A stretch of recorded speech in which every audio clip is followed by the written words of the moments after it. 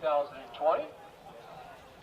Coming across first to you is our little helpers, along with last year's King and Queen. First we have Brooklyn Garbrick. Brooklyn is 5 years old and she's in kindergarten. She's the daughter of Jeff and Crystal Garbrick. She loves to swim, camp, and ride the combine with Papa and Daddy. And when she grows up, she wants to be a doctor. With her is Caleb Rule. Caleb is 5 and also in kindergarten. He's the son of Kevin and Carrie Rule. He loves to swim, play with his cousins and friends, and he loves to camp. And when he grows up, he wants to be a policeman. Escorting those two are last year's King and Queen. Our Queen is Frankie Kachupi. She's currently attending Mount Vernon Nazarene, studying nursing. And Wyatt Reeder, who's attending Ashland University, studying toxicology.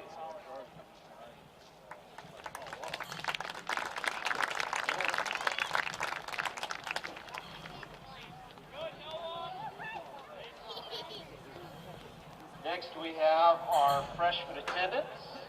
First is Maggie Brewer. Maggie is 15 years old, daughter of Randy Brewer and Julie Brewer. She likes to play volleyball. She's on the lead team and a member of the FFA. Her favorite quote is, "If you're always trying to be normal, you'll never know how amazing you can be." Ladies and gentlemen, Miss Maggie Brewer.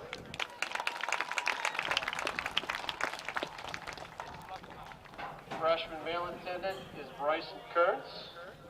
Bryson is 14, being escorted by his parents Adam Kearns and Sarah Kearns.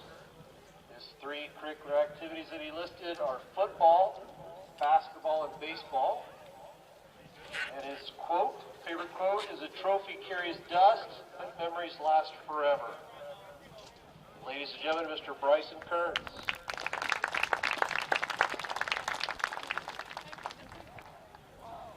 Our sophomore attendants are Miss Madison Ziegler, being escorted by her parents Chris and Tiffany Ziegler. She's a cheerleader on both varsity football and varsity basketball and a member of the FFA. And she hopes to someday pursue a degree in nursing. Ladies and gentlemen, Miss Madison Ziegler.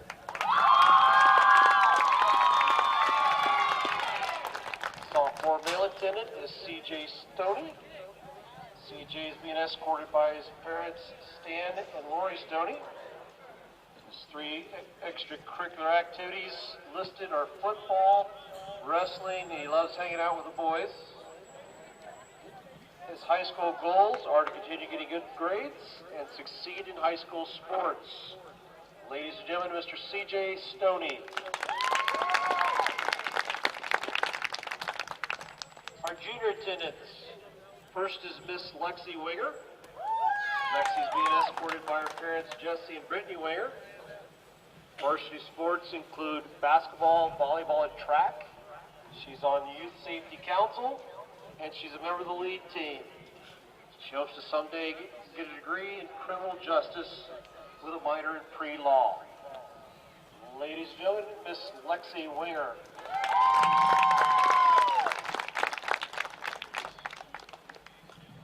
Our junior male attendant is Griffin Workman. Griffin's being escorted by his parents Nicole and Buck Workman. His extracurricular activities include football, basketball, and baseball. And he plans to go to college and major in communication or journalism.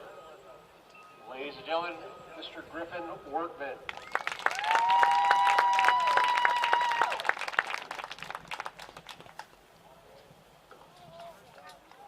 Our first Queen candidate is Olivia Chenier. Olivia is being escorted by her parents Corey and Julie Chenier. Her extracurricular activities include National Honor Society. She loves to snowboard, and she's on the worship team at her church. She hopes to attend a 4-year college after high school, and her favorite quote is, "Life is an occasion, rise to it," by Dustin Hoffman. Ladies and gentlemen, Miss Olivia Chenier. Our first king candidate is Garrett Barnhart. Garrett's being escorted by parents Karen Barnhart and Dewey Marks. Three extracurricular activities he listed is track, Youth Safety Council, and he's the president of Jobs for Ohio Graduates. He plans to attend Police Academy to become a police officer after high school graduation. Ladies and gentlemen, Mr. Garrett Barnhart.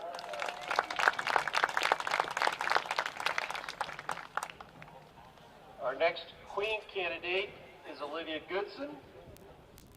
Olivia is being escorted by her father, Brent Goodson, and her sister, Bailey Wise.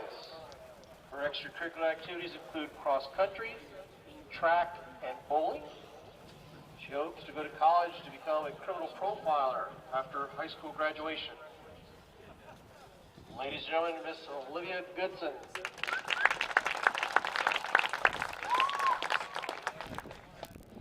Our final king candidate is Mr. Preston Harbaugh.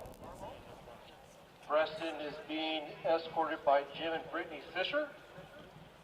Extracurricular activities are baseball, basketball, hanging with the boys. Plans to attend a four-year college to study business management. Ladies and gentlemen, Mr. Preston Harbaugh.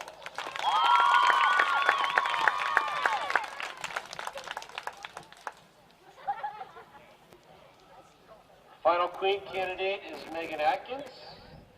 Megan is being escorted by Dad, Mom, Daryl, and Dawn Atkins. Extracurricular activities are volleyball, softball, National Honor Society, member of the Student Council. She plans to attend the Ohio State University and get a bachelor's degree in bioinformatics and my associate's in business. Ladies and gentlemen, Miss Megan Atkins. I lied to you a moment ago, there is one more king candidate. My apologies. Our last king candidate is Austin Hammond, being escorted by Mom and Dad, Dave and Valerie Hammond. Extracurricular activities are football, powerlifting, track, and field. And he hopes to attend college to study psychiatry. Ladies and gentlemen, Mr. Austin Hammond.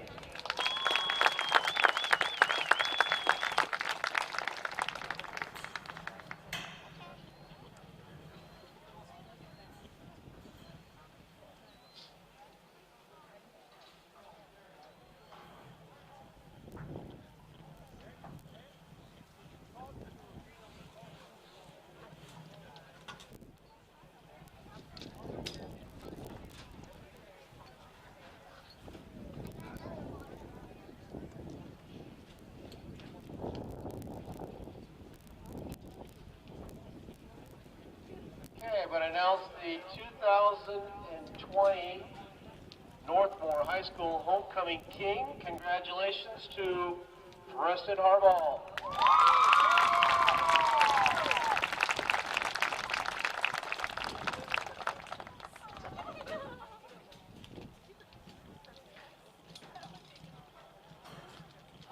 And our 2020 Northmor High School Homecoming Queen.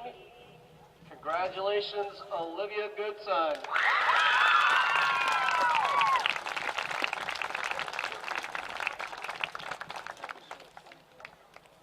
Ladies and gentlemen, let's give all our queen and king and their royalty one more final applause, please.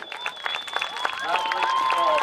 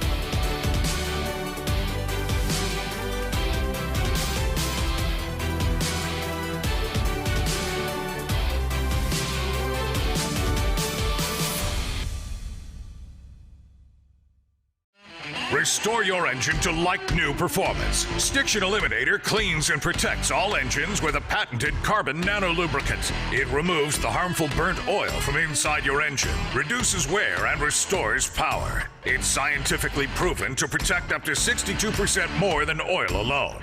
We guarantee performance improvement or your money back. Available at these fine retailers. Real results, powered by science. Learn more at hotshotsecret.com. We are uniting Park National's family banks under one name to serve you more. This bank's about service to the community. I mean, your customers become your family, and by and large, you become their family. Customers do come in and they do feel like they're a part of our family, and they feel like they know us and we know them and we care. Park National, our family of banks, all together now.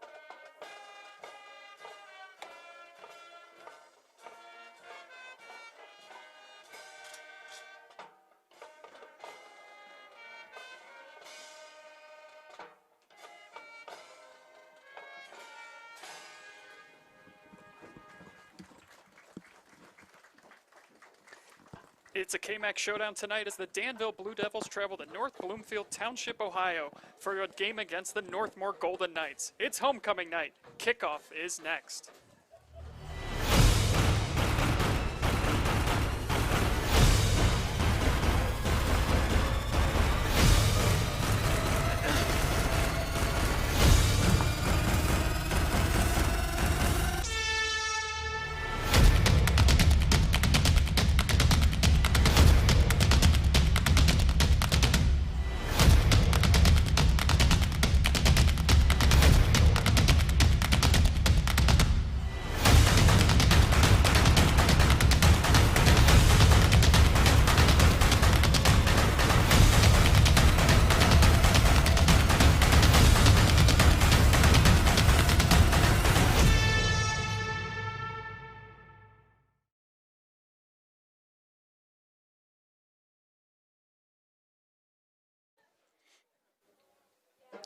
Good evening, everyone, and welcome into Northmor High School for tonight's K-MAC contest against the Danville Blue Devils. Andy Jardy alongside Effie James tonight, and Effie, great conference game here. We're already halfway through the season as these two teams trying to make catch some momentum as they get ready for the postseason, which is just a couple of weeks away. It's homecoming, great atmosphere here tonight. Looking forward to this one. Yeah, it's nice. It feels funny that homecoming's here so early, but nonetheless, these teams are, had a couple games now, 3 games under their belt. You don't have as much of a regular season to kind of prepare you, but right now these teams are looking to get a conference win, which is always very important when you talk about championships. But even with the playoffs being expanded, everybody wants a championship. So you love seeing conference games and both of these teams have a history of being competitive. Yeah, both of these teams trying to keep pace with Centerburg, who sits atop the K-MAC right now, undefeated at 3-0. And then you've got Danville 2-1, Northmor 1-2, looking for their first conference win of the season. So they're not out of it yet. They need a lot of help, but they can start getting things on track here tonight with a win over Danville. Northmor trying, as I said, to get back to 500, stay in the race. And as far as the series history goes, Northmor has won the last 2 meetings by a combined score of 72-14. They won 37-7 last year and 35-7 in 2018. Danville getting a win in 2017, 41-34. This should be a good contest here tonight. Both teams like to run the football a lot. Effie, what are you looking forward to tonight? Well, I really like to see adjustments and what the defensive adjustments would be to the running attack of both teams. When you're a running football team, it's not so much about where you run, it's about how the defense is going to respond to that. Are they going to fill the box? Are they going to attack from the outside? So I'm interested to see how the defenses tonight are going to try to stymie the running game of these offenses. Let me take a look at the starters offensively for the Danville Blue Devils, coached by Cam Smith. And as you take a look at the sophomore quarterback Max Payne, not to be confused with the video game Max Payne, he is out there playing quarterback here tonight for the Blue Devils, and it's going to be interesting to see. They have got to stop the run here tonight if they want to get a win. Absolutely. Max Payne as a sophomore quarterback, it'll be interesting to see how he plays into the offensive attack. And there is the Northmor Golden Knights, coached by Scott Armrose. And we talked to Coach right before the game, and one of the things he stressed is that they need to play a clean game, limit the penalties. That's something that really hurt them the last few weeks as they look to get their first conference win of the season and get back to 500 on the year. We are just about set here now for kickoff. What is a chilly night. It is hard to believe we're still in September, Effie. It is 55 degrees here at kickoff, and it should get down into the 30s before it's all said and done. And that kick rolls all the way back to the end zone, and nowhere to return that one. Walker Wexer. That was a really good kickoff right into close to the end line, so it didn't go in the end zone, so they had to field it, and the kickoff team really covered well that time. So Danville will take over inside their own 10-yard line, ball spotted at the 7.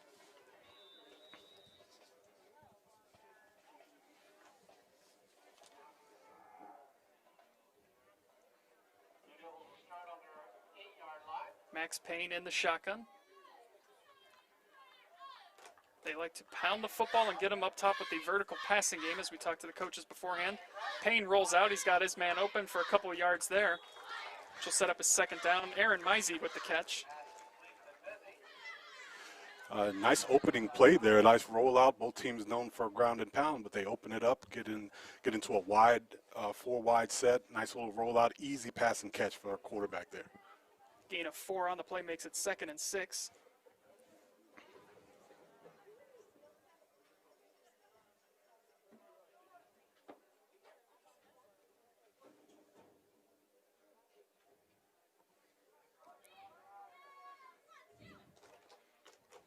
Payne in the shotgun. Payne keeps it, runs it up the middle, and he's going to get a couple more yards on the play, setting up a 3rd and short now for the Danville Blue Devils. Just some nice, simple plays here to get a couple yards and put yourself in a 3rd and short now, Effie. Yeah, that time, when you get into a spread set and you use your quarterback as a runner, just gives you an extra blocker up front. That time, Max Payne really stepped in, got his head down, got a couple yards. Max Payne, the sophomore quarterback, 5'9", 200 pounds. 3rd and 2 for Danville.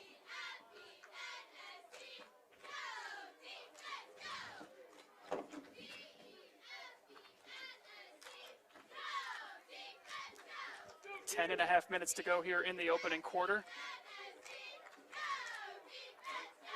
Payne once again in the shotgun. And I believe we're going to have a delay of game penalty here. Yeah, I think he just ran out of time. Yeah, delay a game. You don't see that too often anymore with teams not huddling as much. You don't see that, but that time, just too much time for Danville. Danville got out that time in a trips to the far side with a single receiver here to the near side. That's a tough penalty, too, because they had just made it, 3rd and a couple yards. Now it's back to 3rd and 7. Payne awaits the snap, gets it now. He rolls out to his left. Throws it over the middle, and it is caught. It's going to be a 1st down for Danville. Nice pitch and catch right there. Aaron Mezzi again coming down with the catch, his 2nd reception of the night, and the Blue Devils will move the chains. The rollout passing game is something that can be effective for any team, especially, a sophomore quarterback. It really makes it easy so you can see the whole field instead of dropping straight back. So nice job that time by Max Payne finding the receiver. Receiver that time went up to go grab the football, which is a great trait for a receiver, catching the ball in traffic. Talking to the coaches before the game, too, they said how it's been impressive to see Max Payne develop so quickly just as a sophomore, how ahead of the game he already is at such a young age, and not having a lot of time this offseason either with all of the COVID implications, not being able to really get the reps that you would normally get. Here's a nice run up the middle. Caden Cullopy with an impressive run. Gives Danville another 1st down. Cullopy that time, one of these interchangeable receivers / running back types who could come in, get a jet sweep, and cut up inside for a nice run that time. This offense for Danville looks like they're in sync already early in this game. Yeah, a lot of young guys on this roster too for Danville. Cullopy, another sophomore, and he takes another handoff here, gets out past the 40 for a couple of yards on the play.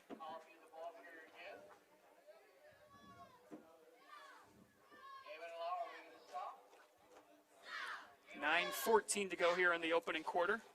Opening drive for Danville. I like the tempo that Danville is playing with. Even though they do huddle, they've got some tempo. They're in and out of the huddle. They get up to the line. There's really, not much reading by the quarterback. They go ahead and run the play. So they got really good tempo, and that leads a lot of times to really good offense. Payne keeps it. Tries to plow ahead for a couple more yards, but looks like he's only going to get about 2 on the play. Makes it another 3rd and manageable, about 3rd and 4 here. Ball at the 45-yard line. So like we talked about with Payne, even though they're in a wide 2, sometimes 3 or 4 wide set, it's really a 2-back offense because you use your quarterback so much as a runner. And Payne that time is they're really showing Northmor a lot, rolling out to either side, trap up the middle, jet sweep. They're showing them a lot to deal with so far this early in the game.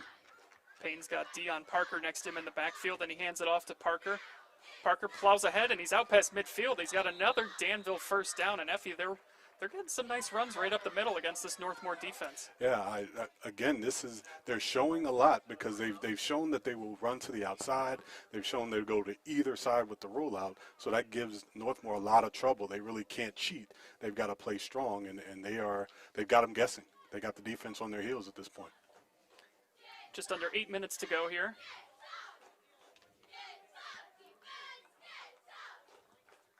As Danville been able to move the chains on this opening drive. They hand it off to Parker again, and this time he's going to be stopped at about the line of scrimmage. Nothing on the play there.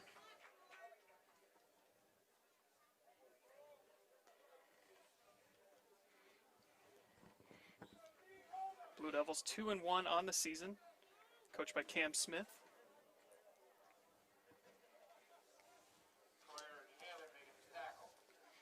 Northmor defensively is, right now look like they're trying to figure out what Danville is doing. They're, the line of scrimmage right now is being won by the Blue Devils. They are really coming off the ball with a lot of force and really moving that line on every play. Payne back to throw, and he's got his man underneath. Nick Odell. Just another couple yards on that play, though. This will be their first 3rd and long here of the night so far, Effie.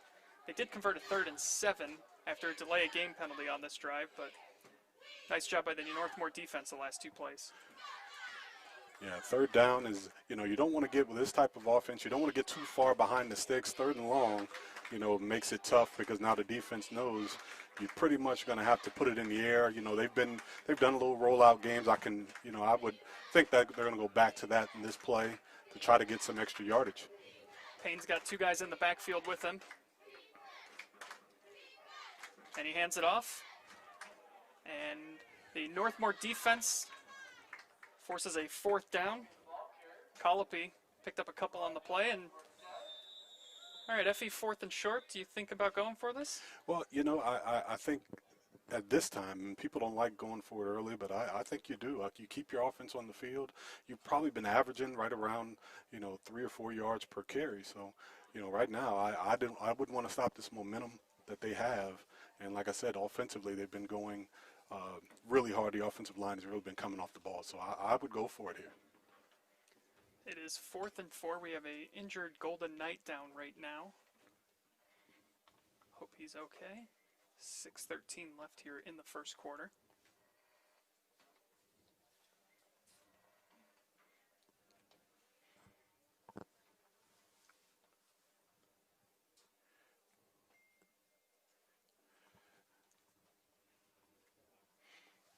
So Danville early in this game, they've got 10 rushes and 3 pass plays, and right now quarterback Max Payne is 3 for 3 through the air, really efficient. Their running game has been solid. So I think if playing against this Northmor team, I'm sure at this point Coach Cam Smith has got to be happy with the offensive rhythm that his offense is playing with right now. So I would stay out, try to pick up this 1st down. Coach Smith seemed pretty happy with his team. Talking to him earlier, the fact that they got off to the start 2-1. Guys are feeling pretty good about themselves. Well, and the fact that their league games, every game truly does count, towards the championship. And even though Northmor right now is sitting at 1 and 2, these last few games, and good to see number 45, Hunter Troyer, be able to shake that off. And he's with some help, but he is putting some weight down, which is always a good thing. Yep. Always tough to see a player go down, especially on a night like tonight. Last home game of the season already here for Northmor. Yeah. So there's only 2 weeks left of the regular season after tonight. Wow. High school football tends to always fly by in a regular season of 10 weeks, but 6 weeks, it's even quicker. So here we go, 4th and 4. Danville opting to go for it. Payne looks to convert it through the air, but now he steps up in the pocket, throws it. It's going to be intercepted. Marcus Cortez with the pick takes it back past midfield, and Northmor will take over 1st and 10 at about the 48-yard line. Boy, and that's too bad for Danville. I think they had it going, and I think he just didn't see the defender. He had time. The offensive line gave him time to throw. He just didn't see him, and defender stepped right in front, made a great play on that ball, and puts Northmor in business right at midfield. So good job by Northmor's defense after Danville. That drive started inside their 10, and they took it all the way out past midfield. Went for it on 4th and 4, and it results in a turnover. So Northmor will take over, and we've got some movement on the outside. Looks like it's going to be a false start on C.J. Stoney. Wide receiver got a little too anxious after trying to get a quick play there after that turnover.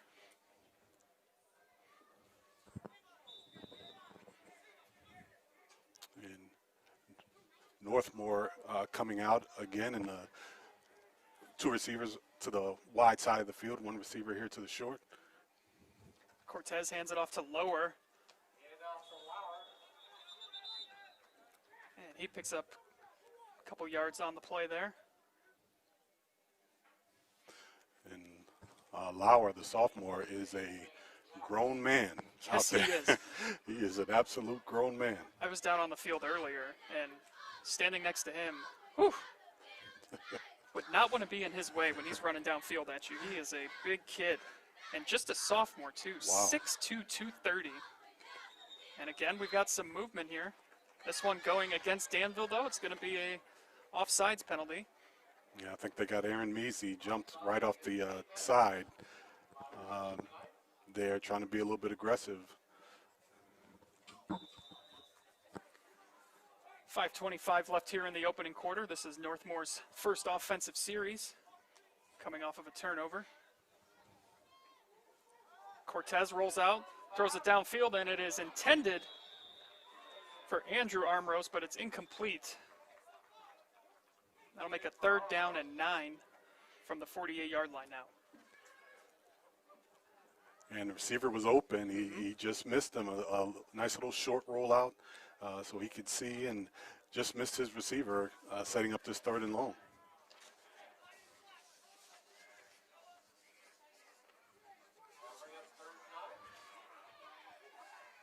Cortez last week, he ran for 110 yards, including a 53-yard touchdown. Also had 84 yards passing as another penalty flag comes in, and this one over the middle, incomplete. Good defense by Danville. We'll see what the penalty is. He's going to get a illegal motion on Northmor.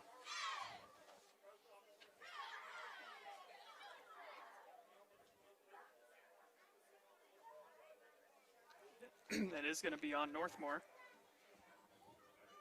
I think Danville would decline this and make it 4th down.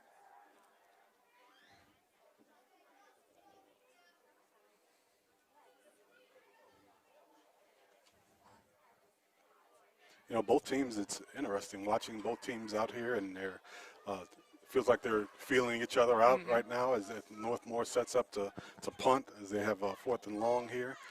Danville declined the penalty, so 4th and long. And, you know, this is a great defensive stop that time by the Blue Devils. Well, I know one thing Coach Armrose wanted to see was a cleaner game. They had too many penalties last week, and can't be too happy with how that opening drive started offensively. 3 penalties as they punt this one away, and takes a bounce around the 15 and is going to keep rolling and be down. I believe he fell into the end zone for a touchback. Almost downed it at the 1. You know, a game like this, special teams, you know, could be the difference. And if you get a good special teams play where you can down it inside the 5 like they did in the opening kick, or a punt rolls inside the 10-yard line or so, that puts the defense in a bind. So right now the Blue Devils want to get back on track. I thought they had a really nice opening drive. It's 5:01 left here in the opening quarter, still scoreless.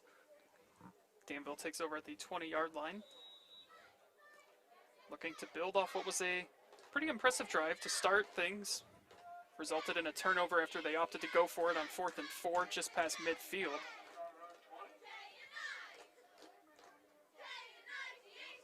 Payne in the shotgun. He's got Deion Parker. Hands it off to Parker. Parker breaks a tackle. Now he's got some room up ahead. Picks up a couple more yards there. Turned nothing into something there, Effie. That looked like it was going to go for a loss, but Parker able to make some nice moves and pick up a couple extra. Yeah, that was a power play that time. They pulled a guard and who was on the lead, but Northmore's defense was all over that play right from the jump. And Deion Parker done a great job just to get some positive yards out of that play. It's a gain of 5. Ball at the 25-yard line, 4:25 and counting here.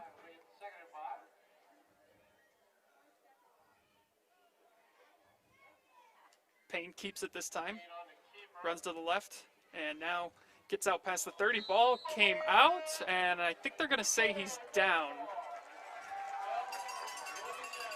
Yeah, they're going to call him down. Yeah, they signaled him down, so it's going to be a 1st down for Danville. Yeah, I think that's a good call. You know, Max Payne with a really good job, hard running that time to get the 1st down, like he saw the sticks and wanted to get the chains moved. So really good running by the sophomore quarterback. Gain of 7, ball now at the 32, just under 4 minutes here. Payne once again in the shotgun. He's got Parker off to his right. 2 receivers out to his right as well. Payne hands it off to Parker. And Parker, he's got some room and lowers the shoulder. A nice little run there from Parker. Gets him out to about the 40-yard line. And he's got to be a tough guy. If he hides behind those linemen in front of him, he's only 5'6", Effie. It could be tough to lose him back there. Yeah, Parker really elusive in the hole, and you could see him kind of weaving his way in and out of traffic for a really nice about 7-yard gain that time. And he finished the run falling forward, which is so important to get that extra yard. So far, Effie, Danville winning the battle up front. Payne now looks to throw. Under pressure, and he is going to be sacked for a loss. Great job that time by the Northmor defensive front to get in there and bring Payne down. Yeah, just as we say that, they were coming off the ball, and the straight drop back pass is so difficult to execute for a quarterback, especially for a sophomore quarterback. They done a straight drop back that time. He didn't see anyone, and by the time he was ready to go, the pocket had collapsed. And great job that time by the Northmor defensive front just to push the pocket back into the quarterback's lap. It's a loss of 3, 3rd and 5. 3 receivers out to Payne's right. Payne hands it off to Parker, who goes up the middle, and he's going to get enough for the first down. Nice run again by Deion Parker.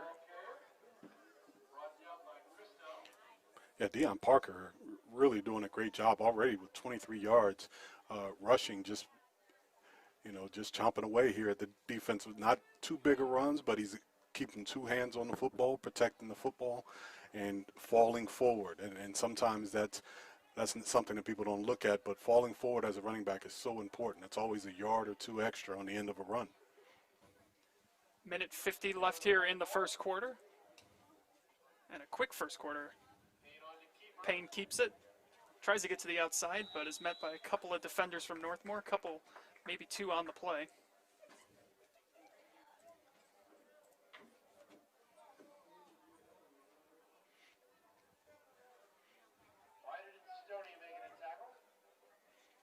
Well, I'm with you, Effie, what you said earlier about Danville's tempo. They they seem very in rhythm here tonight. Yeah, anymore you see a lot of teams that get up to the line, then they look it over, then they look to the sideline, and Danville's not about that. They're going to call the play, and we're going to run the play, and we're going to execute it.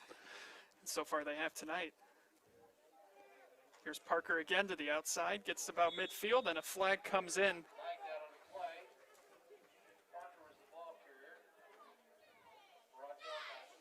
Looks like it might be holding on Danville. Yep.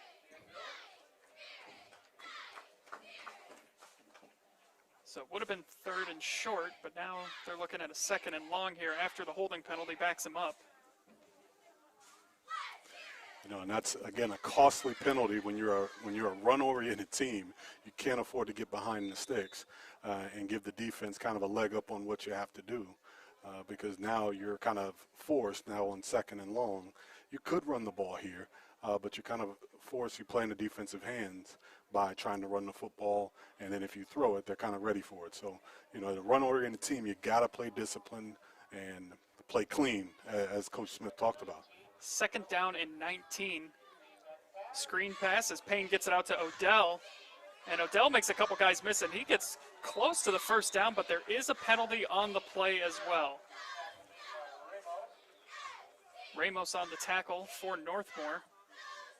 See what the penalty is. Well executed screen that time, wide receiver screen. They had the lineman downfield blocking, and really well executed play. We'll see if it stands. And they're going to wave off the flag, so it will stand. That's going to make it 3rd and short now. Picked up almost first down on that play. Got about, I think, 18 yards. 3rd and 1. Just 20 seconds left here in the first quarter. As it's been dominated time of possession by Danville here in the opening quarter. Yes. And I think they started a little too quick on that play. This is probably going to be coming back. It is a false start against Danville. And that's a tough one, Effie, on 3rd and short right there. Right, and that is the 3rd penalty already on the Danville offense. They've racked up 20 yards in penalties, and you know that may seem small, but when you're depending on the run, and that time they looked like they were running some power off tackle with the quarterback run, you know, which is a good call on 3rd and short, but on 3rd and 6, maybe not. So. That takes us to the end of the first quarter. Still scoreless here. You are watching high school football live and free exclusively on the OH Report.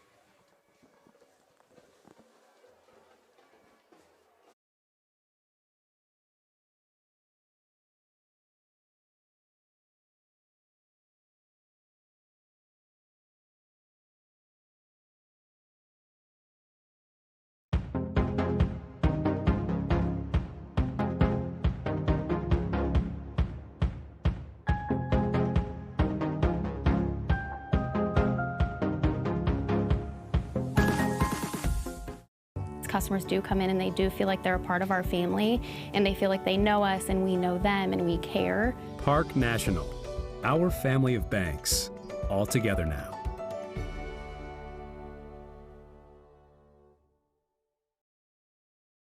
It's scientifically proven to protect up to 62% more than oil alone. We guarantee performance improvement or your money back. Available at these fine retailers. Real results, powered by science. Learn more at hotshotsecret.com.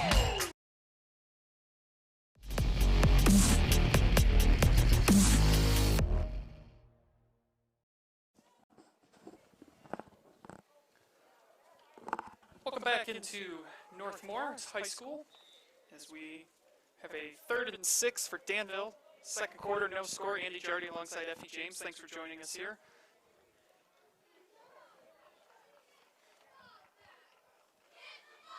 Payne fakes the run and then hands it off to Parker, who gets up the middle. Parker now, he's got one man to beat, and he's at a foot race now. He's to the 15, 10, 5, and he is brought down just outside the end zone. Deion Parker with another impressive run.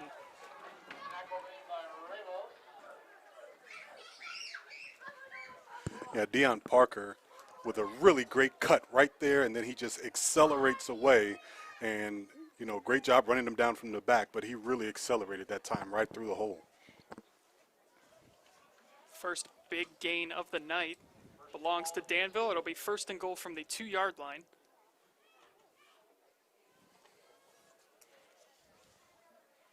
Payne did a nice job, too. He kind of faked the run there, like he was going to keep it himself, and then kind of a delayed handoff to Parker, who just ran right up there. Hands it off to Parker, who gets through. Touchdown, Danville. Well, I think Parker earned that one. Absolutely. That great run, 50-yard run on the first play of the second quarter. And, you know, I'm, again, impressed with the timing and tempo of Danville's offense. They are really look prepared for this Northmor defense, and outside of some penalties, you know, they have played a really clean half so far. Sophie Snively out now for the extra point attempt. Snap back, hold down, kick is up, and it is good. So 7-0 Danville here on the road. And that Northmor defense, Effie's got to be a little tired. They were out pretty much that entire first quarter. Yeah. Just a great job by Danville offensively. Well, and I think the big thing that Danville done, they were able to show a lot of different formations, and which makes the defense look different ways. Your eyes, you have to be true to your eyes defensively. And when they show a lot of defensive or offensive formations, you have that adjust what you see. But in reality, they're just running 2 or 3 of the same running plays. They're just running them out of different formations. So really good job by the Blue Devils of keeping Northmor defensively on their heels. And just when they think they know what they're going to run, they'll run misdirection in the backfield or throw a little screen pass like they did there at the end of the first quarter. So, you know, Danville really got good timing, good rhythm now offensively. And now we got to see if Northmor, there seems like their offense has been on the sideline for a while here. See what they can do offensively. Sure, they're anxious to get back out there. This is a Danville team. They have won 2 straight. They beat Fredericktown last week, 22-13, and then the week before that they beat Cardington 30-22. Had a tough game week 1 against Centerburg, losing that one 41-0. But I imagine week 1 was tough for just about everybody. I mean, you had no preparation really getting ready for that game, and teams are still kind of trying to figure out who they are and what they have. And it's such a shortened season. It's tough. You just kind of got to go out there and hope for the best. Yeah, a lot of teams got no scrimmages. Some maybe got 1. So it's been tough for everybody. Gavin Miller on the receiving end of that one. He almost looked a little confused when he caught it. I think he was thinking maybe to let that one go and it might have gone out of bounds, but he kind of caught it, looked around, and was like, I guess I got to start running this thing. It hit him right in the chest. I don't think he could have avoided that if he wanted to. No. But he did get a nice return out of it, really lowered the boom there on the end. Speaking of lowering the boom, let's see what Max Lower has in store here for Northmor.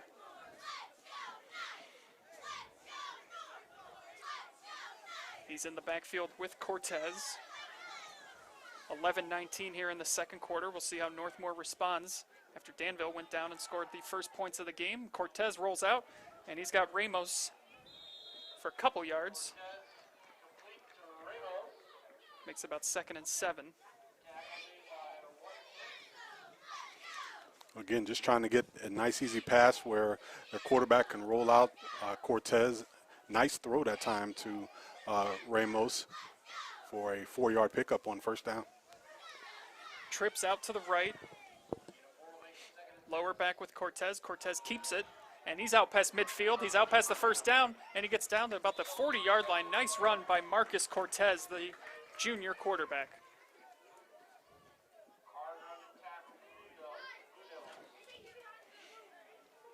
You know, with Lauer in the backfield, if you give him any kind of pass action or fake action, the defense is going to respond to that. And that time the quarterback kept the ball and had to find a nice crease in the defense.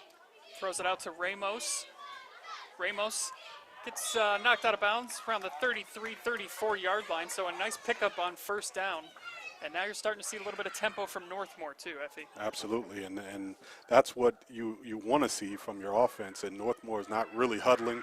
They're in and out, and they're going to take a look at this defense and decide what they want to do with this play. Cortez has 3 receivers out to the left.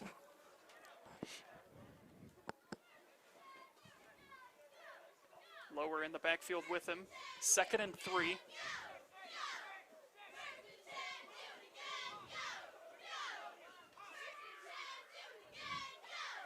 Cortez gets it, looks, he's under pressure. Now he steps up in the pocket, and he is going to be dragged down for a loss in the backfield. There is a flag on the play. I think they're going to get Northmor with a hold here. You take that penalty, Effie, or do you let it be 3rd and 6 or 7 as opposed to 2nd and 13? Yeah, I take that penalty, but you know, the one thing about the pass rush that time is when you're a quarterback and you're trying to, and you're a primarily running team, it's about timing. He's got to get that ball out of his hands, and if it's not there, Cortez is a capable runner. He's got to put his head down and get what he can get, but he can't take a sack in that situation. Now it sets up 3rd and long. Yeah, Coach Smith did not agree with your decision to accept the penalty. They opted to decline, so it's 3rd and 9. Once again, trips to the left. Cortez gets the snap. He's looking for arm roast down the sidelines, and it is incomplete. Nice defense on the play by Spencer Payne as he breaks it up, intended for arm roast. I think arm roast was more the defender that time on the play, because the Danville defender really had a better shot at that ball. Yeah, you're right, Effie, just looking at the replay, and he was definitely playing defense on that one. So this is going to be 4th and 9, and they look like they're going to go for it, kind of in that no man's land territory on the field. Cortez keeps it. Now he throws it to Armros, and great defensive timing, but it's going to be a little too good of timing, although, Effie, you don't agree. It looks like it's going to be pass interference on I Danville. thought that was perfect timing. He broke on that ball very well. Number 45 just breaks right on the football, and boy, that is a tough call. That is a tough call. Here it is again. Yeah, that's... Boy. That's a tough, tough Effie, call. especially on fourth down, Yeah, too. That's a tough call to go against on you. fourth down, that's a tough call.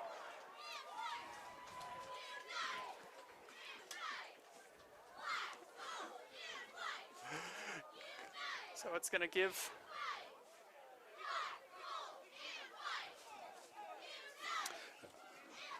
Caden Copley has he's got an argument there. He made what I thought was a great break on the football.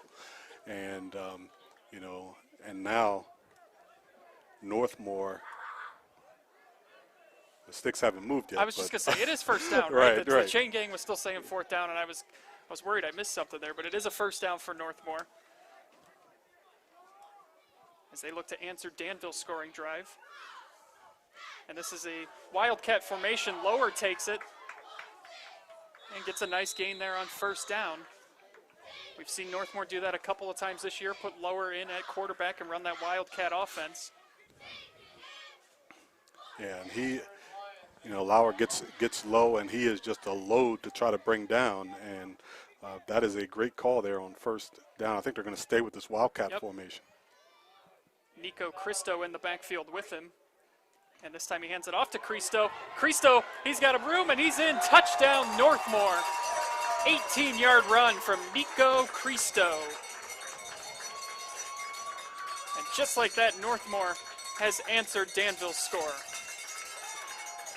Well, again, Lauer brings up so much attention, and the handoff that time to Cristo, and he steps almost untouched into the end zone right through the traffic. And a great, I think it's a zone read play, but it doesn't look like that Lauer read it at all. It was going to be a give all the way, but great execution that time by Northmor Knights up front, creating a huge crease for the running back to run through. Northmor going for 2, and whistles before the play. I think we have a timeout called. Timeout by Northmor. What a run by Nico Cristo, though. The junior running back, as you take a look at the starting offensive starters for Northmor. And Marcus Cortez at quarterback, Trenton Ramos and Griffin Workman, the wide receivers, Max Lauer, the running back, C.J. Stoney at wideout, and at guard, Jordan Welsh, number 50. The other guard is Gavin Whitehead. The tackles are Dustin Sanders, number 73, and Michael Stuff, number 79, and the center is Austin Hammond. And that is the Northmor offensive lineup. And take a look at the defensive starters for the Danville Blue Devils as we get set here now for this 2-point conversion. And an important thing for Danville to do tonight, they talked about this beforehand, they got to stop the run, and that drive right there, a lot of running by Northmor. Right. So Cortez now back in at quarterback. They hand it off to Lower, and he is going to be stopped short of the end zone. 2-point conversion attempt, no good. So Danville will hold on to the lead, 7-6, 9:38 here in the second quarter. But a nice switch up that time by Northmor right inside the red zone. They got inside the red zone, and they made a switch and put the Wildcat in, put Lower in at quarterback, which changes the eyes of the defense. What are you looking for? They're not sure what to look for. And that time, instead of the Lauer as the runner, he handed the ball off, and I think it kind of caught the Danville Blue Devils off guard, and the offensive line got a great push, and Cristo just done the rest. He had a great 19-yard run for the touchdown. Yeah, an impressive run by Nico Cristo.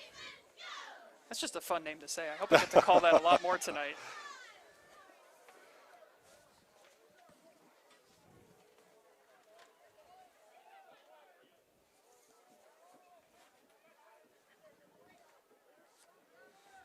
Much to our delight, Effie, the sun has finally set behind the trees, which is going to make it a lot easier for us to see now. But unfortunately for all the fans tonight, it's going to get a lot colder than it already was. Right. This feels like playoff weather.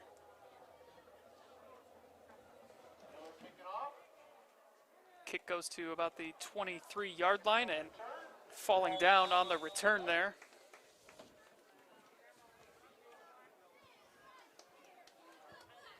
was Aiden Bell. So we'll see what Danville does now. Impressive drive last time. We'll see what they do this time. Yeah, right now, if I'm Danville, I'm, you know, you gave up a score, but, you know, offensively, you want to keep the rhythm that you had. You know, in the first half, you have played well so far offensively. They've owned the time of possession, so, you know, if they can come out and have that same type of timing and intensity, I think they're going to be fine. This is a big drive for them because it looks like Northmor's offense have got on track, so they really want to have a good drive here. If nothing else, just take some time off the clock. Yeah, they've certainly done a good job tonight so far of taking time off the clock. Payne fakes the handoff, gets it to the outside.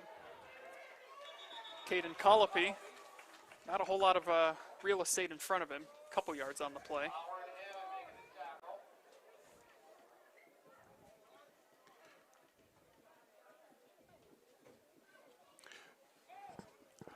Well, Max Payne tonight is 5 for 5 throwing the football, and I think a lot of that has to do with the offense protecting him, protecting their young quarterback. They throw rollouts, swing passes. It's more like an extension of the running game. So he's done a really good job of just making connections on the plays and getting positive yardage on their pass plays. Even as one incompletion technically was a completed pass, but right to the other team. Exactly. But he's looked good tonight. He's had high percentage throws. And they've had some high percentage runs here tonight, as that's going to be another Danville first down. Again, a nice run by Parker. Well, Parker looks like he's getting better as this game is going on, gaining confidence, up to 93 yards rushing here in the first half for Parker. So doing a great job, you know, obviously up front, getting great push on the offensive line. 1st and 10 at the 47, 8:28 and counting here in the first half. What's been a good game so far. Handoff to Colopy, goes for a few, if any. Actually might have been a loss for a yard on the play. Yeah, I think, you know, Colopy, Northmor got penetration that time, and they were in the backfield and got a hand on Colopy before he could get going. I think he even lost a yard on that play. See if Danville takes a shot downfield here. They haven't really aired anything out. This might be a time to do it.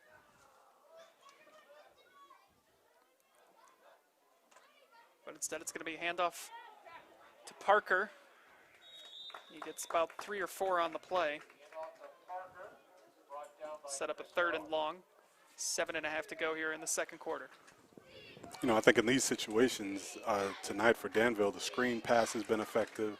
The short roll with Max Payne being the option as a runner as well. But, you know, one thing for sure, once they get to the line, they know which way they're going to go with the football. And I think that helps the offense. You know, there's not a whole lot of thinking. We know what we're going to run, and now we just got to execute. Officially 3rd and 8. Payne rolls out to his right, and now he's going to keep it, and he gets out past the sticks. It's going to be another first down for Danville. A nice run by Max Payne. Yeah, and I think that's, you know, a big call right there. A run-pass option. He had the option of throwing the football, but he saw upfield, thought he could get the first down, and really, again, finish the run hard. They've done that to get a lot the first tonight. down. Yes. Whether it's been him or Parker, they've really put an emphasis on finishing those runs and picking up just an extra yard or two. 6:40 left.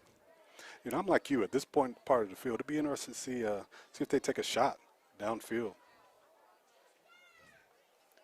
But they're going to keep it on the ground.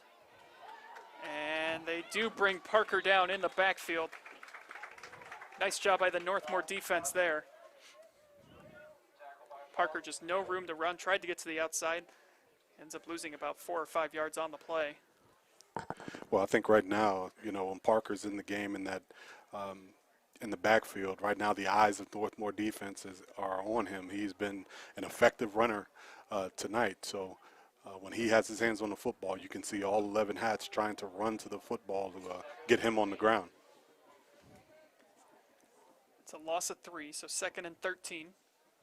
Payne looks to pass, throws it, and it is almost intercepted again. Just didn't get enough on that throw. Tyler Boggs almost came down with that pick. And, you know, that right there for Max Payne is his first true incompletion, the first time he's thrown a pass and nobody has caught it. But, you know, that one was a tough one, down the seam. And anytime you throw the ball inside the hash marks, there's a lot of traffic in there and very tough to see. Max Payne at 5'9", you know, it's kind of hard for him to see in a straight drop back. So fortunate that time not to have thrown another pick. Tyler Boggs almost coming down with that interception. He is getting the start tonight on defense in place of Garrett Corwin, who came down with an injury. So Boggs almost coming down with the pick. It is going to be 3rd and 13. Danville will take a timeout. Tonight's high school football broadcast is brought to you live and free on the OH Report thanks to our generous sponsors. Hot Shot Secret. Restore your engine to like-new performance with Stinction Eliminator. It cleans and protects all engines with a patented carbon metal lubricant. They guarantee performance improvement or your money back. Learn more at hotshotsecret.com/TV. By Spherion Mid-Ohio, your connection to local jobs. From light industrial to skilled professional, Spherion has opportunities for everyone. Visit midohiojobs.net and let's get to work. And by Park National Bank. Richland Bank may be changing their name, but not their philosophy. They're still your hometown bank supporting your hometown teams. Same bank, bigger promise. Andy Jardy alongside Effie James here, North Bloomfield Township, Ohio, home of the Northmor Golden Knights. Happy to have you all along with us. Hope you're nice and cozy at home on this chilly night here in mid-September. I don't think fall is officially supposed to start for a couple days, but it's certainly here already. And we've got a good one here in the K-Mac. K-Maction, if you will, as we are missing Maction. Hopefully it comes back. We saw the Big Ten reverse its decision, and yeah, I think it'll be back. We'll see what happens. It might be in the spring, which I'm okay with. As long as I get to see my Golden Flashes compete, I'm all for it. Well, being a Falcon, I don't know how I feel about that. We might have to, this might be our last game together. After 3rd down and 13, pass complete to Colopy, who tries to get something on that, but we've got some flags on the play. I believe this is going to be on Danville, as Northmor signaling that they want to decline this penalty. My parents went to Bowling Green, Effie. Tried to get me to go there, but growing up in the Toledo area, I just kind of wanted to get away for a couple of years. I get that.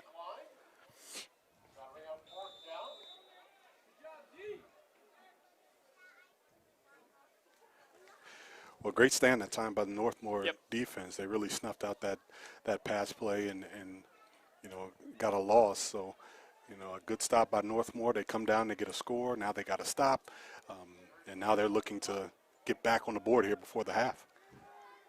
A lot of error on that punt as it bounces out of bounds right around the 20-yard line. 5:18 left until halftime. Now we'll see what Northmor does. An impressive drive for them to get on the board their last time on the field. Went for 2, didn't get it. And that's where we sit, 7-6. So right now I'm surprised with this much time, you know, 5 minutes left to play. And Lauer right now with basically 3 carries on the night. And, you know, you think he'd be the workhorse. And but, you know, they've shown some variety in their offense. He did only have 51 yards rushing last week as well, as Cortez keeps it and gets his legs taken out from underneath him, picks up a few on the play.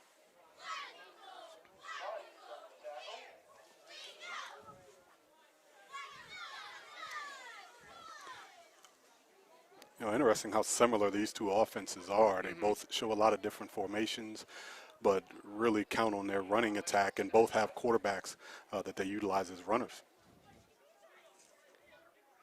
4:45 and counting. Play clock down to just about 10 seconds. Cortez gets the snap, rolls out, and throws it over the middle where it is swatted away. Caden Colopy. Once again, a great break on the football by Colopy, and you know that time he did not interfere and got his hands on the football and knocked it down. So, you know, he's done a great job of reading the pass plays tonight from his safety's position. That's That's a good point, too. I had forgotten about that pass interference on the last drive coming on a Yes. 4th down, too, which helped keep that Northmor series alive and resulted in 6 points. Cortez, screenplay, gets it complete, and there is running room up ahead. It's going to be a 1st down for Northmor. Just a smart play call right there by Northmor. Lower gets a 1st down for the Golden Knights. Yeah, set up very well that time by the quarterback. He really got some space, and the defensive line ran upfield, and Lauer was wide open. I don't think anybody came within a yard of him before he had gained about 8 or 9 yards. So really good play call, great execution by the Knight offense. I think a successful screenplay is one of the most satisfying things you can do as an offense, because Yes. the defense for a minute thinks oh, we've just gotten into the backfield, we're going to get it, and then, oh no, there's a little dunk downfield for big yards. That one again, Colopy. He's been close, Effie. Well, he's getting there. You know, he's got his eyes on that quarterback from his free safety position, and he has done a great job of breaking on the football. And as a free safety, that is your job. You have no real responsibility. When the pass comes, you got to find the quarterback's eyes and break on the football, and he's done a great job of that tonight. Yeah, that ball just underthrown by Cortez. That'll set up a 2nd and 10, ball at the 37. Cortez hands it off. Lower. Makes a couple moves and gets about 5 on the play.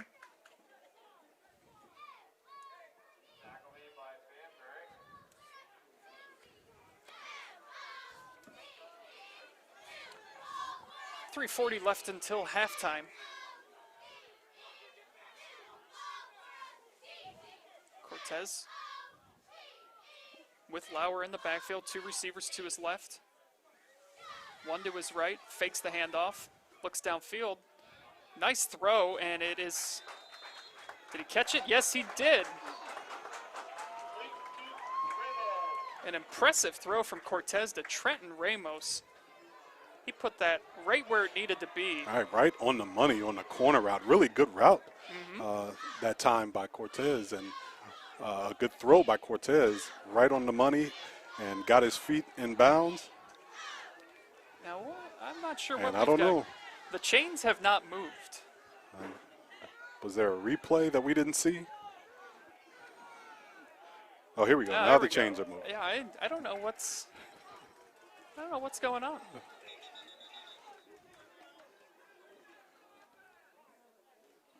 That's the 2nd time tonight, though. The chain gang has been a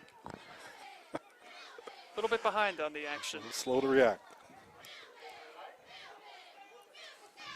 So it is 1st and 10. Cortez keeps it, gets out to the 40, down at about the 39, 38-yard line. Nice gain on 1st down. Yeah. And that's why the Northmor coaching staff doesn't like the lull with the chains. They are trying to get up to the line and run plays and get more reps.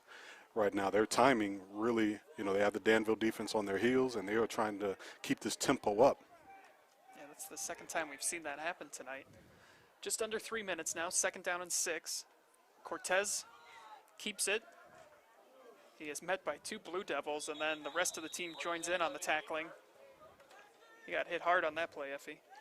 Well, Cortez that time, there was really nowhere to run. That was kind of a slow developing, kind of like a pitch sweep type of the old school student body right that time, and nowhere to go for the quarterback. Danville defense all over that run. I thought for a second he was maybe thinking about throwing it and just delaying the throw, but not the case. So did pick up 3, though. It's 3rd and 3. And I think we're going to have a timeout called here. Yeah, Northmor will take a timeout.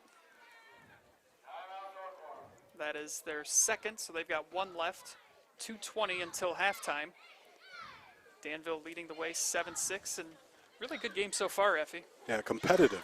Competitive up front. Both schools really trying to do a good job of controlling the line of scrimmage, and I think to this point, I think Danville started off the game strong up front, but now Northmor, I think their offensive line now is getting the better of the defensive line of Danville. So really competitive in the trenches, and we're seeing some really good plays, now some big plays made by the quarterbacks and receivers.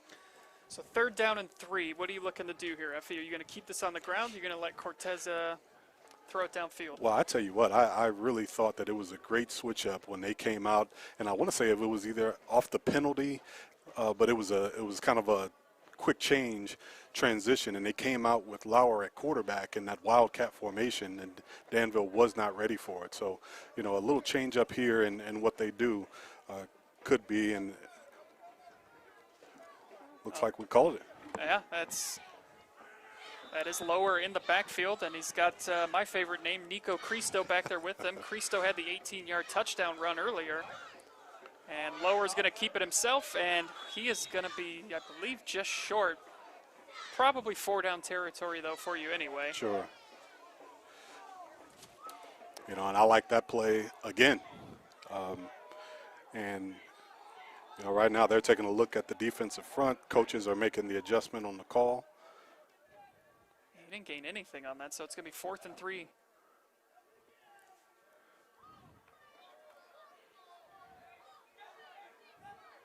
You wonder if they're letting this play clock run down here, Effie, to not leave Danville any time in case they don't convert it. And they are going to snap it with about 8 seconds left. And Lower, there is a flag on the play.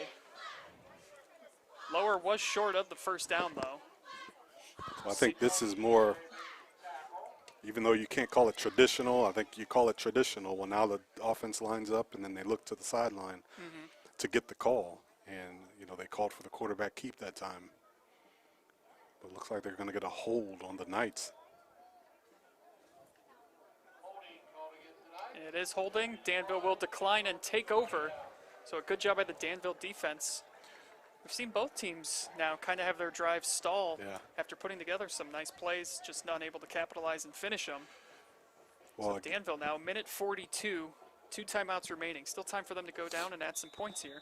Well, I think they've shown, again, a lot of variety with their offense. Max Payne has shown to be a quality runner and shot the ball downfield a couple times. So, one thing they're going to have to do here at 142, though, is play with a little bit more tempo. They played with some tempo tonight. With 142 left, they're going to have to play with a little bit of tempo. Looks like they still have a couple timeouts to work with as well. 4 receivers set here for the Blue Devils. Payne drops back, looking down, and throws it over the middle. It's tipped, almost intercepted by Northmor, but it falls harmlessly to the ground. So 2nd down for Danville. Dangerous pass that time over the middle. That time, but yet another penalty for Danville, and this is a tough time where you got to be careful now. You do have a 1-point lead. You don't want to make a mistake with 1 minute to go. So I would expect Danville to be a little bit more conservative here with this play call.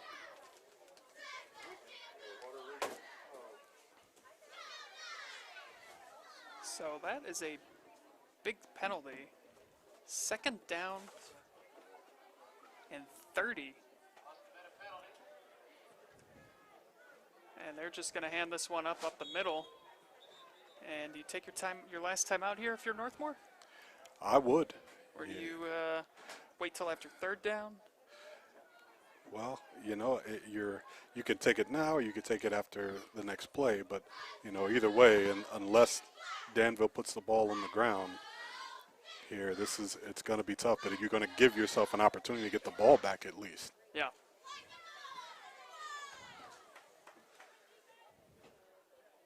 So 1 minute until halftime. It is 2nd down and 25. 7 left on the play clock. They hand this one off again to Parker, who almost breaks free of a tackle, but he's going to be brought down. It'll be 3rd and long for Danville.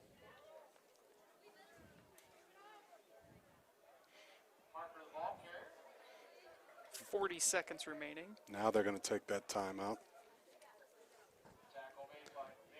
So that is Northmore's last timeout, and I would think if you're Danville, you just run this again and get this thing to halftime. Right, and I think that first play, the first play in that situation kind of like the signal of what we're going to do with the rest of the time in the half. And after that penalty, that just said, look, we got to get into the locker room. We have a 1-point lead. We're playing well, actually, outside of some penalties. Right now, Danville with 6 penalties for 45 yards there in the first half, and you take those away, and that's a big difference in this football game. So outside of that, though, if I'm the Danville coaching staff, I'm pretty pleased with how we're playing here on the road, and especially with the history of this game. The last 2 years, it has been kind of a walk-away game for Northmor. So Danville's got to be really excited about how they're playing here in the first half.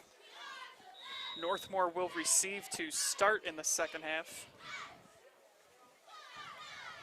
So here we go.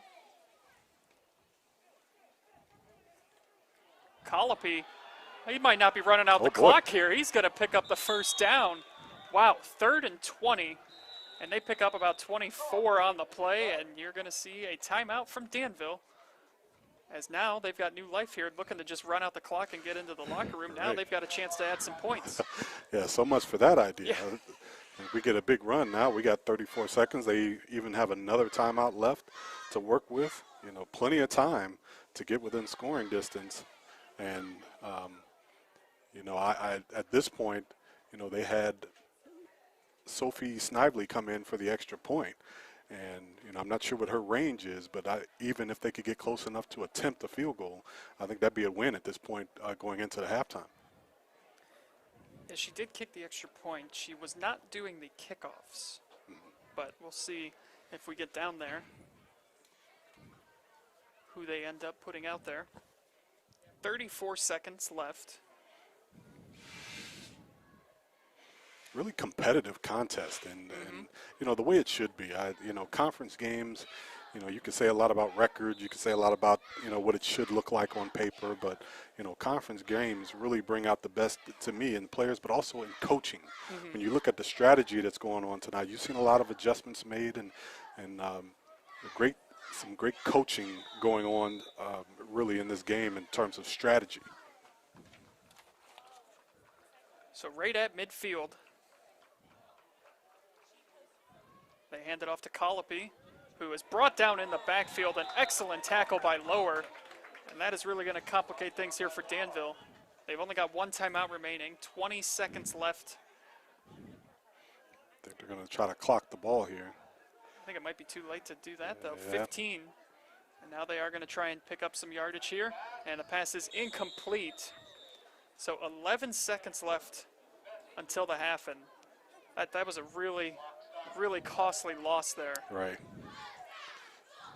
As it just took 23 seconds for them to go back 2 yards. So. At this point, 3rd and long, you got 11 seconds to play. I wouldn't be too shy to give the ball, hand the ball to one of my running backs who've had a great first half so far. Right now, Deion Parker is up to 98 yards rushing here in this half. It is an empty backfield right now, though. They are going to throw for it. You and Cam Smith just not on the same No, page, we're and not. it's another first down. Colopy coming down with the reception. A great throw by Max Payne. Well, there's a reason why Cam Smith is still out there and I'm not.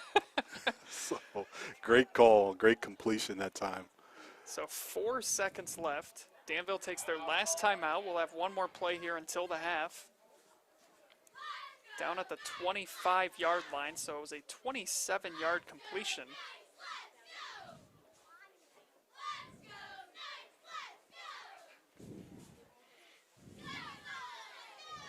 Again, Max Payne, just for being a sophomore, very impressive. Yeah, he's really done it all tonight. He's thrown some really good balls when he had to throw. He's ran. We've seen him run on the perimeter. We've seen him run inside the tackle. So, really a good weapon for the Blue Devils.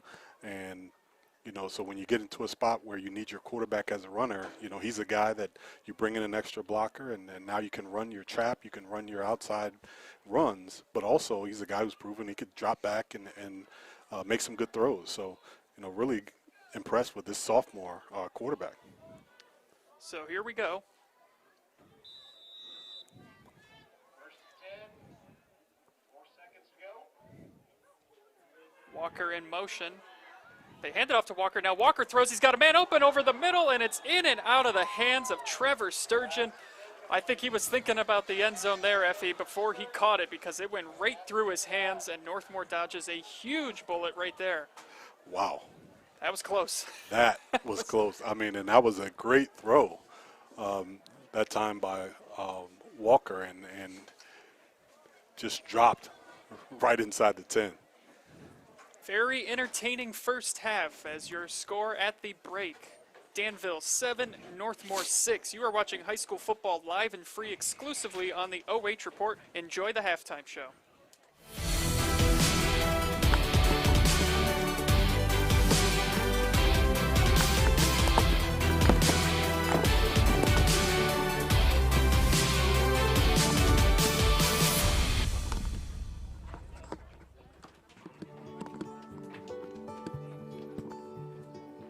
We are uniting Park National's family banks under one name to serve you more. This bank's about service to the community. I mean, your customers become your family, and by and large, you become their family. Customers do come in and they do feel like they're a part of our family, and they feel like they know us and we know them and we care. Park National, our family of banks, all together now.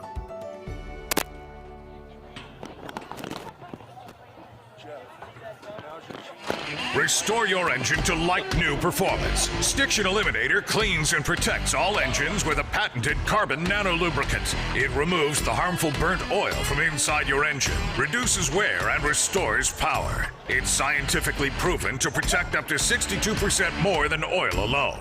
We guarantee performance improvement or your money back. Available at these fine retailers. Real results, powered by science. Learn more at hotshotsecret.com.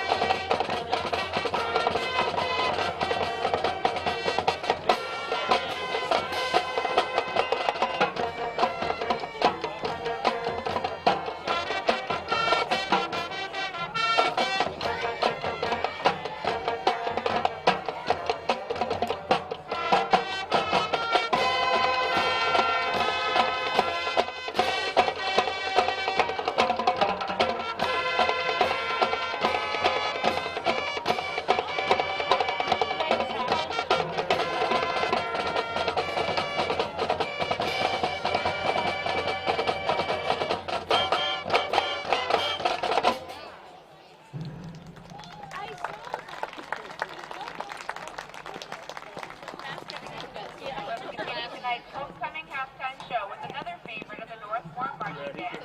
This is Louie Louie. Chloe's engaged. Chloe just got married.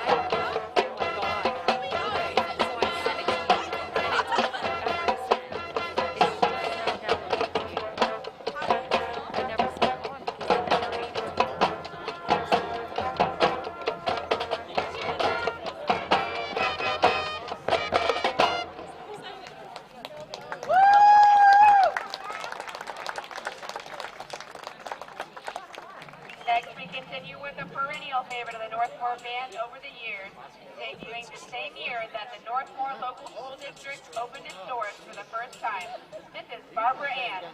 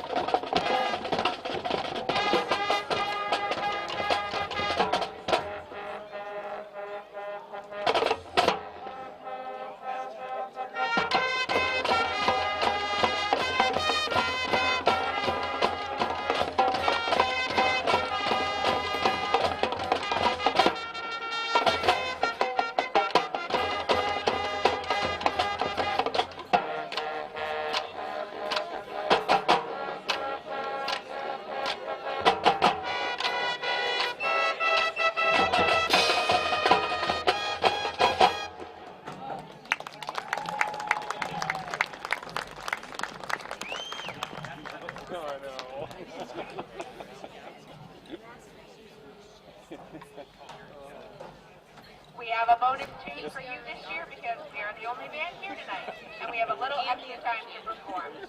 The Northmor band will finish our show tonight with what has become a new favorite of the group in the last 3 years, thanks to our great experiences at the Medina Band Show with about 1,000 of our closest band friends.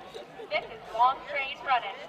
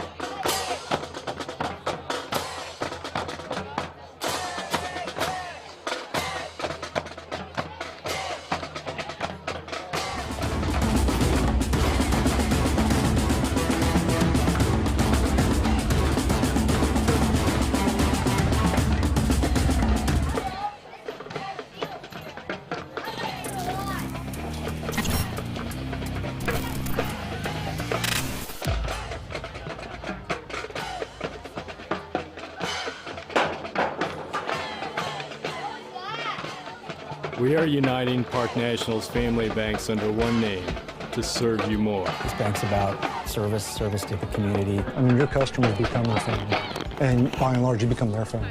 Customers do come in and they do feel like they're a part of our family, and they feel like they know us and we know them and we care. Park National, our family of banks, all together now.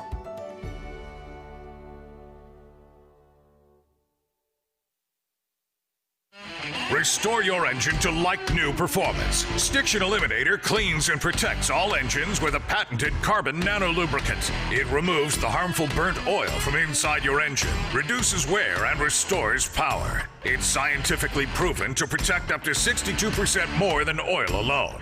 We guarantee performance improvement or your money back. Available at these fine retailers. Real results, powered by science. Learn more at hotshotsecret.com.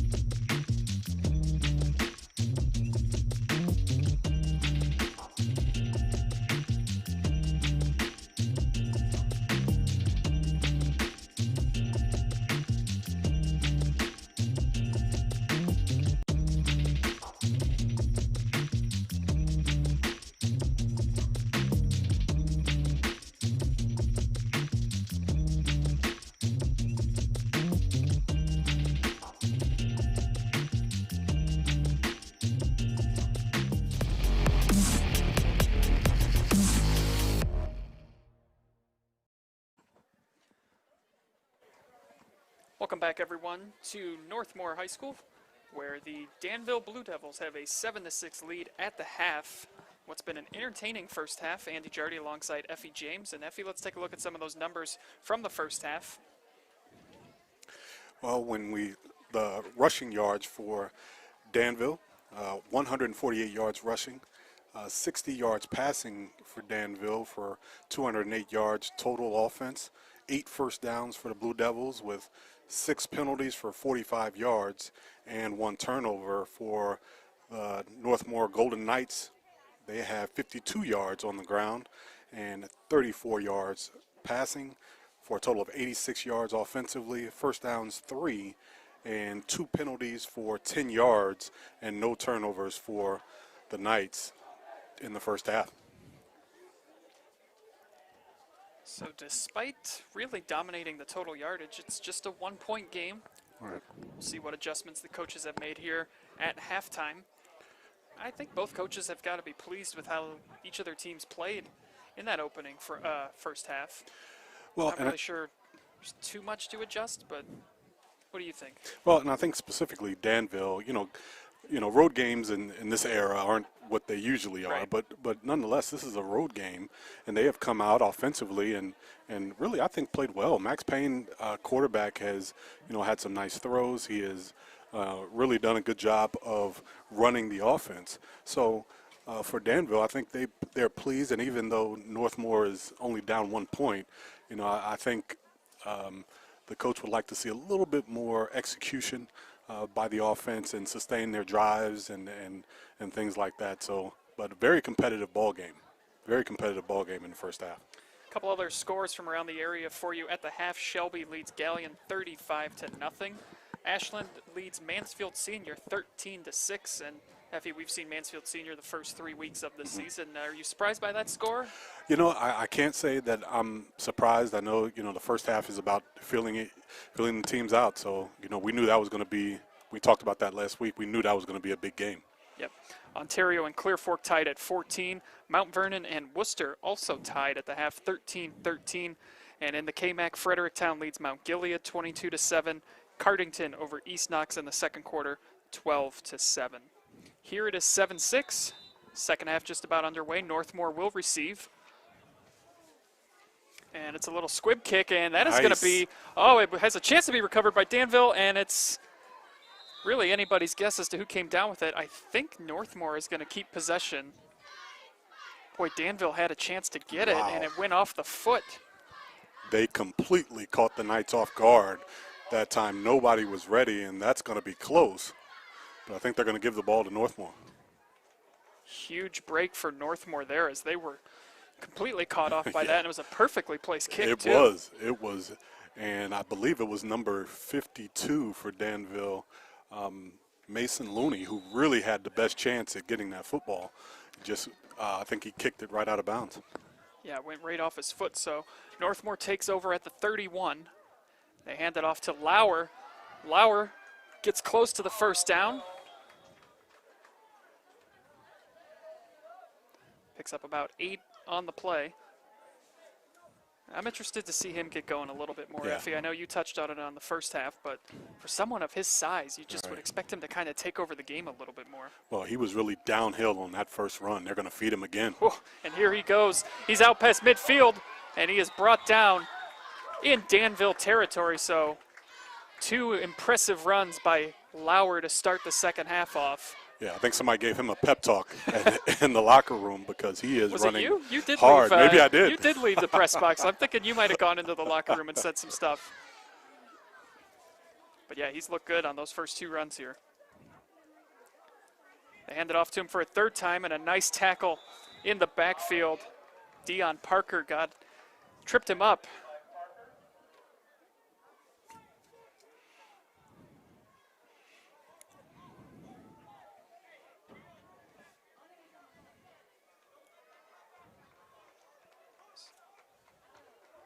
Cortez in the shotgun. He's got Lauer with him to his right. He's rolling out, and it is intercepted by Danville. Dion Parker just took it away.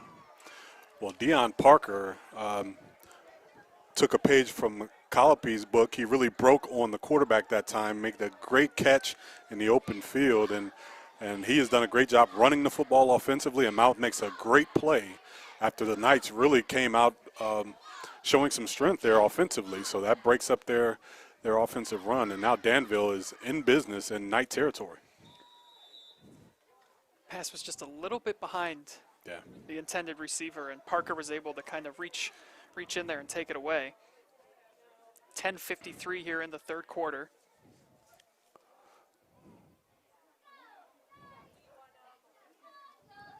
Colopy on the sweep. He's got some room up the middle. They've got great vision, these running backs for Danville.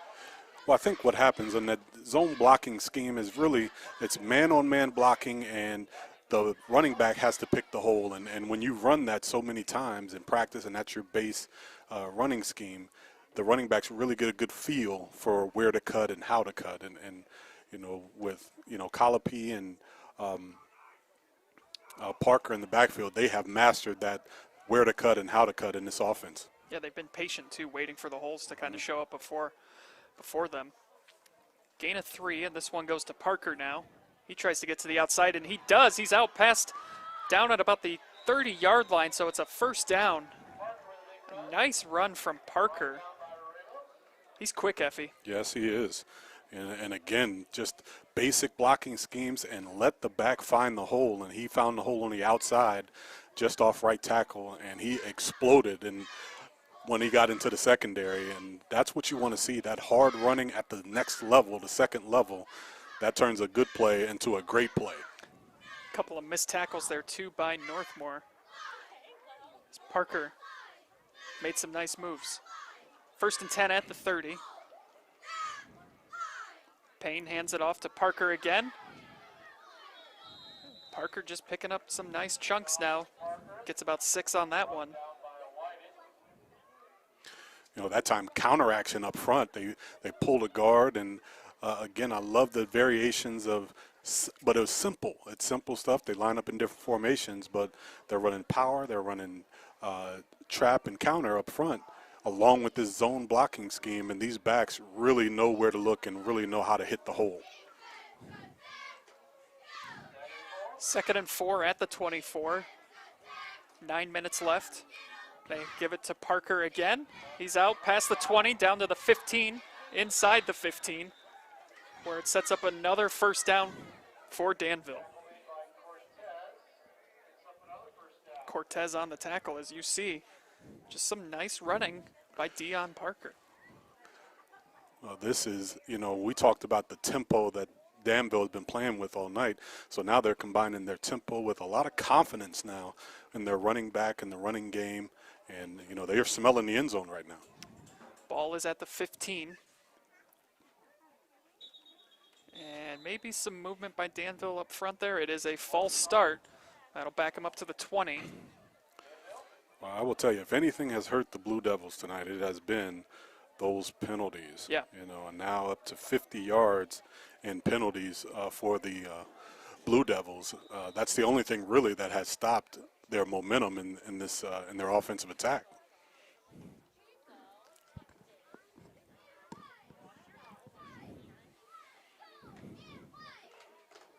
See if Danville keeps it on the ground. Colopy in the backfield. They hand it off to Colopy. Gets to the outside, lowers the shoulder, and he is still going, and he is pushed out of bounds inside the 5-yard line. Wow. Extremely hard running that time by Colopy. He lowers the boom and goes for another 6 or 7 yards down the sideline. Thought for a second he was going to take that one in all the way, but he gets pushed out of bounds at about the 4-yard line. 1st and goal now for Danville, 8:14 and counting. Trying to give themselves some breathing room from Northmor. Just a 1-point game. Northmor opted to go for 2 when they scored in the second quarter. Came up short. This is a true dotted I formation for the Blue Devils. You don't see this too often. And no signal yet. It is going to be 2nd down.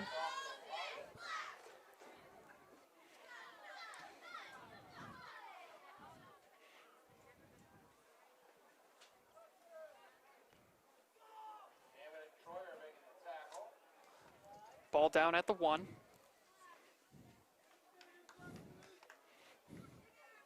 You got to think this is just 3 straight runs, Effie. Right. And last time they were in the old Woody Hayes dotted eye for the Blue Devils. They hand it off, and it is a touchdown for Danville. 13-6, Danville now leads. And I believe that was Lepley on the carry to take it in for 6. 7:15 remaining here in the third quarter. Great push that time on the offensive line. And, you know, again, they just smelt the end zone and really executed well, got a great push up front. Sophie now looking to make it an 8-point game. Her kick is up and through, so 14-6. Danville now leads with 7:15 left in the third quarter, and a huge drive for Danville coming off the interception. Yeah, and I think what really sparked that drive was the hard running by running back Deion Parker. He has been, you know, really done a great job. He is already over 100 yards here early in the third quarter, and he has been the catalyst for the Blue Devil offense, and they really got going with Colopy and Parker running the football, and they get down inside the goal line, and they just smell it. The offensive line, you could tell they just smelled it and bulldozed their way in for 6. Simple but effective drive for Danville. They didn't throw it once. They just kept it on the ground. Parker made some nice runs. Colopy had some great runs as well. Well, and I'll tell you, I think both of these teams, when I look at these teams and whenever I see the quarterback drop back to pass as a defense, I'm okay with that. I really, because I think the strength of both of these teams is running the football, and anytime there's a straight drop back, you know, I think that plays in the defense's hands. Now where it gets tough is where these quarterbacks start moving on the run, and there's a run-pass option, and that's where it becomes dangerous because both of these quarterbacks are quality runners and proven that they can throw the ball as well as run in the open field. See if Danville kicks this one off deep. They tried one of those squib onside kicks. They almost recovered it to start. Here's another little squib kick. Caught at the 35 and returned to about the 43-yard line. So good field position for Northmor. Still just a one-possession game. You know, I like that strategy for the little bloop kick there, especially when your defense is playing well, because you get an opportunity to, number one, to get the ball back if they don't play it right, because usually the guys in the front aren't used to handling those kicks. But also you get a chance now to get your defense on the field with some decent room to work with. So Northmor is now this is a critical drive for the Knights, I believe. Cortez hands it off to Lauer. Leaps ahead and picks up a couple on the play. Well, you can see so far, they've only had a couple plays because of the turnover on their first drive, but it looks like more of an emphasis on getting Lauer the ball, having him be the playmaker here in the second half. He didn't have a whole lot of carries in the first half, but they didn't have too many offensive snaps in that first half either. Right, and I think he's the type of runner that needs touches to be more effective. As you could tell, once he gets going, you know, he's going to be a load to stop. Cortez keeps it, and he's got room ahead of him. He's out past midfield. He's picked up the first down, where he is then met by a whole slew of Blue Devils, but it is a first down for Northmor, but there is a penalty flag on the play. And it is holding on Northmor. So that will negate what was a first down run by Cortez, and that's a costly penalty at this stage. That's a tough one. That's the third penalty tonight on the Northmor offense for 30 yards in penalties. And, you know, after a big run for a first down, now you're dealing with second and long, which again plays into the defense's hands at this point. 6:20 left in the third quarter. And they hand it off to Lauer, who tries to get ahead in the middle, and he is going to be brought down by Danville Nice job by Nick Odell just to wrap him up and wait for the rest of his guys to come help bring down Lauer. So that is going to make it 3rd and long now. Again, a little bit of a slow developing play that time, and there was nothing up front. And I think, Danville right now has their eyes on Lauer. Once he gets the football, they are really running to the football well. 3rd and 16. Fakes it to Lauer. Now he throws it to Lauer. It's batted up in the air and incomplete. So a great job by the Danville defense, and that holding penalty really hurting Northmor on that drive. They had the first down just past midfield, but that really kind of took the wind out of the sails, as they say. It limits your play calling, and when you get a penalty that puts you that far behind the sticks, you can't run exactly what has been working for you and what you'd like to run as an offense. So great defensive stop that time by Danville, and again, the penalty, really the big difference in that drive. Bit of a high snap, but the punt gets off and rolls out of bounds right around the 35-yard line, where Danville will take over. 5:32 left in the 3rd quarter, leading 14-6, and a chance to really put a nice cushion on this lead here. They had a great drive to open up the half to put themselves up by 8. 5:32 left to play in the 3rd, but plenty of time. But it feels like danger time right now for Northmor. Their defense has got to come up with a stop. Danville looks like they've got it going offensively. Well, and there is plenty of time, but with the way Danville has just dominated the time of possession tonight, there isn't a whole lot of time left to fall behind by 2 possessions. So they've really got to get a stop here to give themselves a chance to get back into this game, and they keep it on the ground. Parker picks up about 4, maybe 5.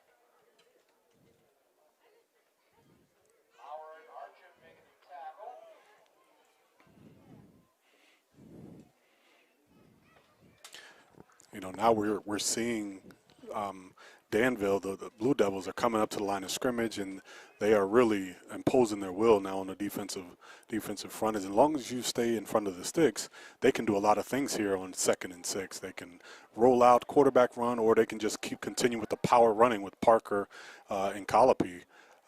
You pretty much can do what you want here in this type of down and distance. And they didn't break that huddle till there was 12 seconds left on the play clock. We'll see if they keep doing that going forward. And Parker's now out past midfield, brought down at the 35. Another big run by Parker. Dion Parker, Effie, is causing all sorts of problems right now for the Golden Knights. Well, by my tally, that puts him at 160 yards on the night. Ooh. And he has been just a bull to bring down. He's been quick through those lanes. He's found running lanes. He's got great speed. And the guys up front, we talked earlier in the game, before the game, how we thought Danville's linemen were a little bit smaller. Just as a team, they look smaller than the Northmor Knights. But I am telling you, up front, they are having their way right now with the Knights defense.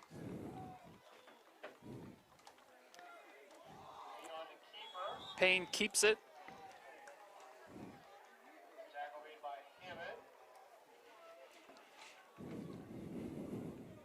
You can see Danville's feeling pretty good. Yeah. Just saw Dylan Looney throw his arms up trying to pump up the Danville faithful that are here tonight. Well, and I like the way the coaches are managing this clock. We talked about how they were playing with tempo, and they still are, but they're just more mindful of the clock. They want to get this thing wound down. They're, snapping it right around the same time each play. So I really like the way they're managing the clock in. Yeah, that clock is their best friend right now. Here's Colopy pushing the pile. He's got another Danville first down. And I tell you, that Northmor defense, Effie, they've just been on the field a lot tonight. Yeah. And Danville really imposing their will on the ground against them. Well, and the thing about, these backs that are so impressive, they are running harder and faster as the game wears on, and that wears on the defense, and if they're getting into the second level and your secondary guys, your safeties and your corners are making these tackles, that wears them down. So those plays that were going for 3 or 4 yards are now going for 7 to 11 yards because of how they're wearing down the defense. Colopy and Parker in the backfield. Parker gets a couple. But again, it is keeping the clock moving. We're just now under 3 minutes in the third quarter. Northmor really needs a stop here defensively. Well, and I'm going to tell you, I don't know how they're going to get it, because the way they're running the football right now, I think Danville has figured out what to do, and you don't see too much. You know, they're about not being cute right now. They're playing base blocking up front, and they're handing the ball to their horses. Hand it off to Parker again, and he is going to be brought down in the backfield. That's exactly what the Golden Knights defense needed, forcing a 3rd and long now. Great job getting into the backfield. Well, that time, Andy, they got cute. They pulled the backside guard and tackle, and they tried to get cute, and the Northmor defensive end from the backside ran it down for the loss. Big play right that time for the Knights. That was the senior Austin Hammond getting into the backfield and causing problems for Danville. So it's 3rd and 10, just under 2 minutes now. And again, Danville just taking their time. Play clock again at 12 seconds, which is when they've been pretty much breaking the huddle this whole drive. We'll see if they decide to throw their first pass here in the second half. And it's a high snap, intended to be a quarterback run, and just a great job by Payne to keep possession of it. There is a penalty flag on the play. And I think they're going to get a motion call here on Danville. That is what it is. An illegal shift. You know, going to decline that penalty. So that makes it 4th down.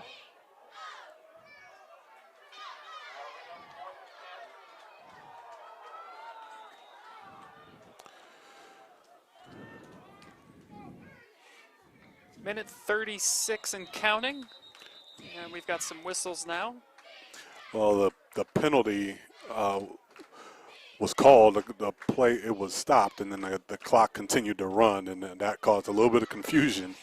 The Northmor fans were screaming about the clock because they need that time. Those seconds are precious. I felt a lot of anger suddenly out in front of us here. Yes. So here we go, 4th and 10.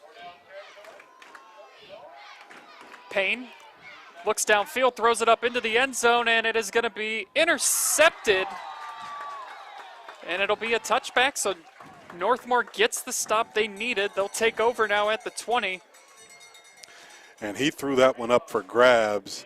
And, you know, number 2, Trenton Ramos, got a great break on the ball, went up to catch it, and a big play needed by the Northmor Knights. And Ramos got it done that time. And I don't know about that call. You know, maybe you don't get the first down, but you run the ball that time, and if nothing else, you flip the field, and your defense plays with a little less time on the clock. But, you know, either way, it works like a punt, and you get a chance to throw the ball in the end zone. So I can't say it was terrible. At that spot on the field, not really a whole lot to do, but that just really that didn't have a great chance of coming down in Danville's favor. Under a minute now in the third quarter, 14-6, Danville leads. Andy Jardy alongside Effie James. Thank you all for joining us here on the OH Report. As we hand off to Lauer, he is upended, or that actually might have been Nico Cristo on the ball, on the ball carry.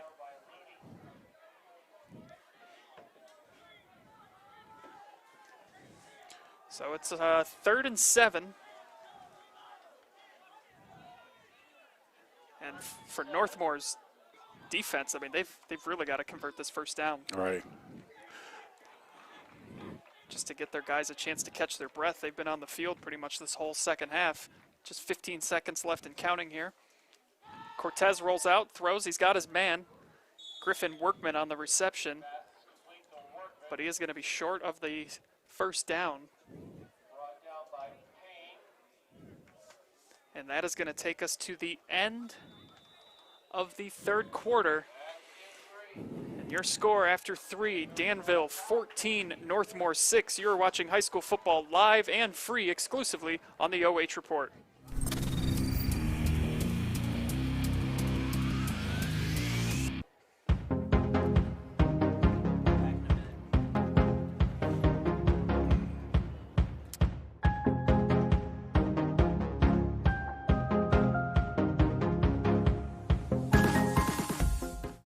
customers do come in and they do feel like they're a part of our family, and they feel like they know us and we know them and we care. Park National, our family of banks, all together now.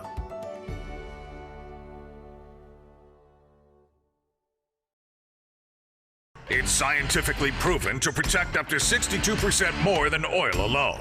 We guarantee performance improvement or your money back. Available at these fine retailers. Real results, powered by science. Learn more at hotshotsecret.com.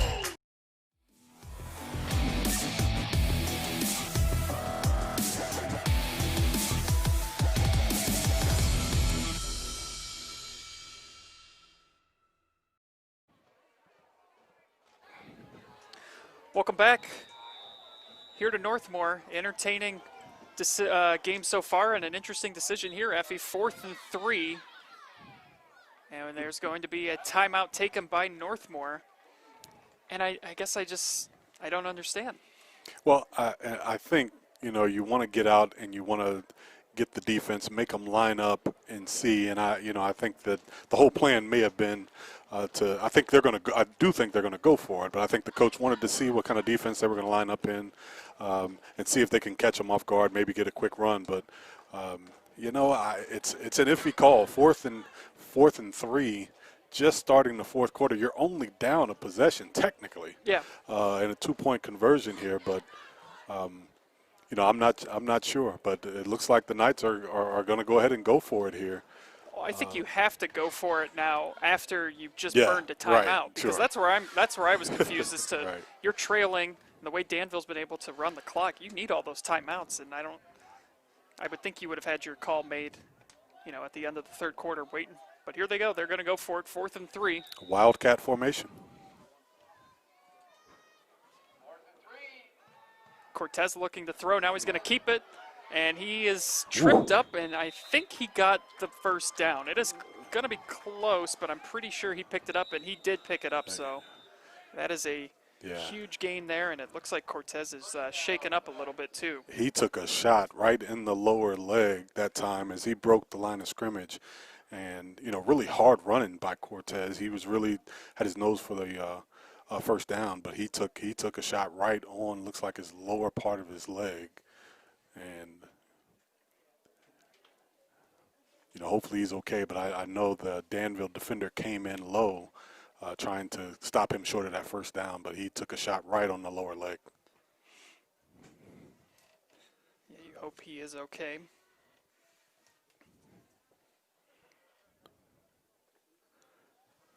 As they start to throw a couple passes on the sideline here. I think they may go with Lower, end up being playing quarterback here as he's warming up. And I believe that's, probably one of their, he was the catalyst in their lone scoring drive, as a quarterback. So, I think this is something that they've done before. I think he's going to be comfortable. He's played a lot of the Wildcat quarterback tonight. So, I don't think much is going to change. Otherwise, it may be some drop back passing. But, other than that, and Cortez looks like he's okay. He jumped up, jogged off on his own power. That's great to see. Yeah. Second time we've seen a Northmor player come out of the game for an injury, but both look to be okay walking off the field. Both of them have, and Cortez jogging off there, but he does get the first down, so huge conversion for Northmor to start the fourth quarter, trailing by 8. Lauer is in at quarterback, and he's going to keep it, and he's got some room in front of him, and he plows his way out past the first down marker. So a great run by Lauer.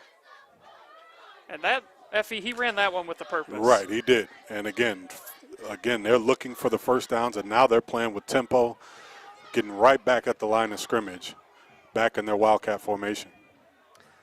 Yeah, Lauer once again in at quarterback. Cristo to his right.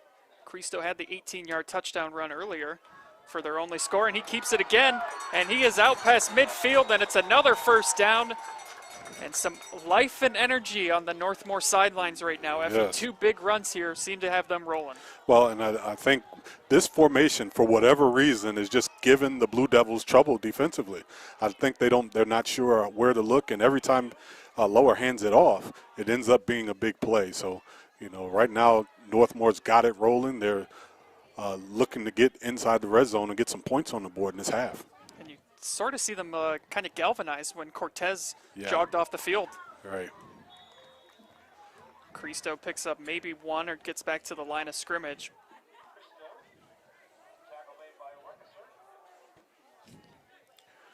You could hear one of the coaches after Cortez did jog off the field saying, "Now we roll, now we roll." Right.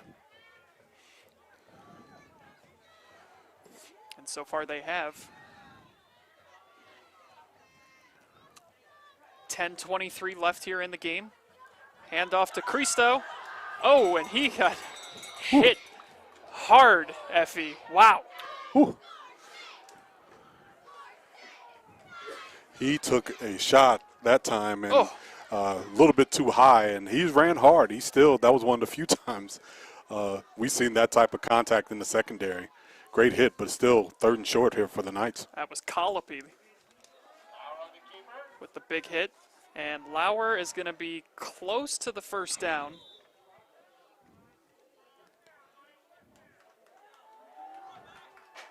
And it is a first down for Northmor. They're moving the chains on this drive, Effie. Needing a score, down just 1 possession, 14-6.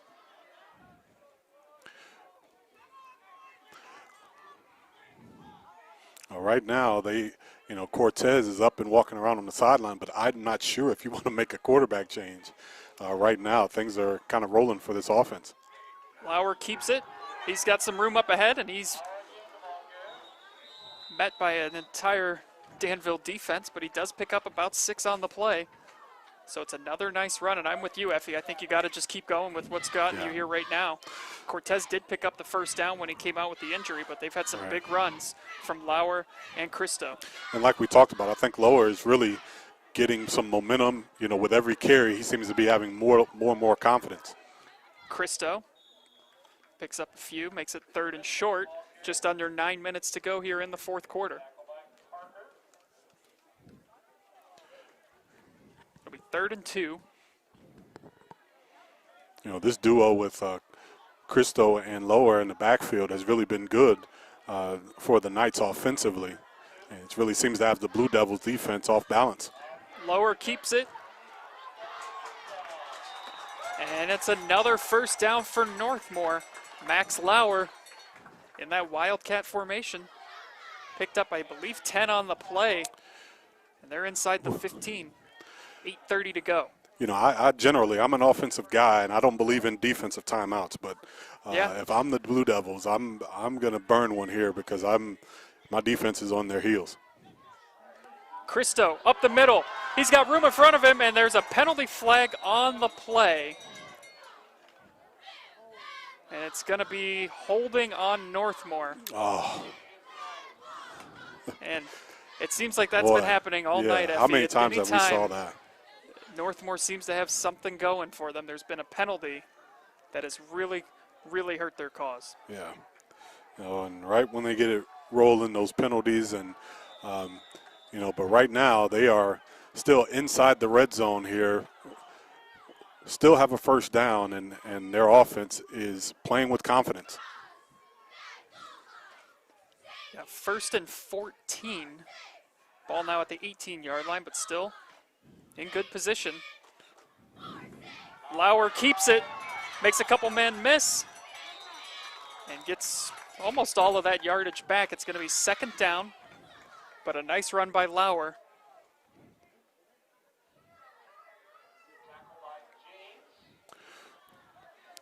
Picked up 11 on the play, so it's 2nd and 3 at the 7.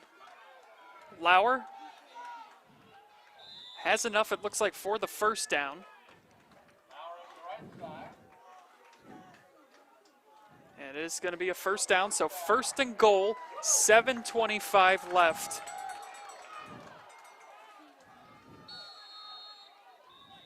I think we're going to have a timeout now by Danville, Effie. And maybe a little Yeah. too late. I'm with you, though. I Yeah. think you could feel the momentum shift. It was almost like a run in basketball where Well, you just take a timeout to everyone, all right, let's regroup, refocus, and now it's first and goal. Because when you get someone like Lauer, he is playing with confidence, and it's a rhythm thing. It's just like when we talk about basketball, when a guy is in rhythm, you got to do something to break that up. If you can't do it on the field, you got to use a timeout. You've got to do something because right now he is running. It looks like he's running downhill on every play, and now he's playing with confidence. And I think somebody reminded him that he is the biggest guy and probably the strongest guy on the field. And right now he is playing like it and has the Knights ready to score. And we talked about that 2-point conversion they went for and missed earlier. At this point it becomes, really a must. Yeah. Even if they punch this in, they've got to get this 2-point conversion as well. This drive still alive because of a 4th and 3 conversion on their own 27-yard line that Cortez picked up. He got injured on the play, though. He did jog off the field. But since he came out, it's been Lauer and Cristo in the backfield, and it's worked so far. Lauer keeping it again. Tries to get into the end zone, and he's down around the 1-yard line. It'll be 2nd down and goal.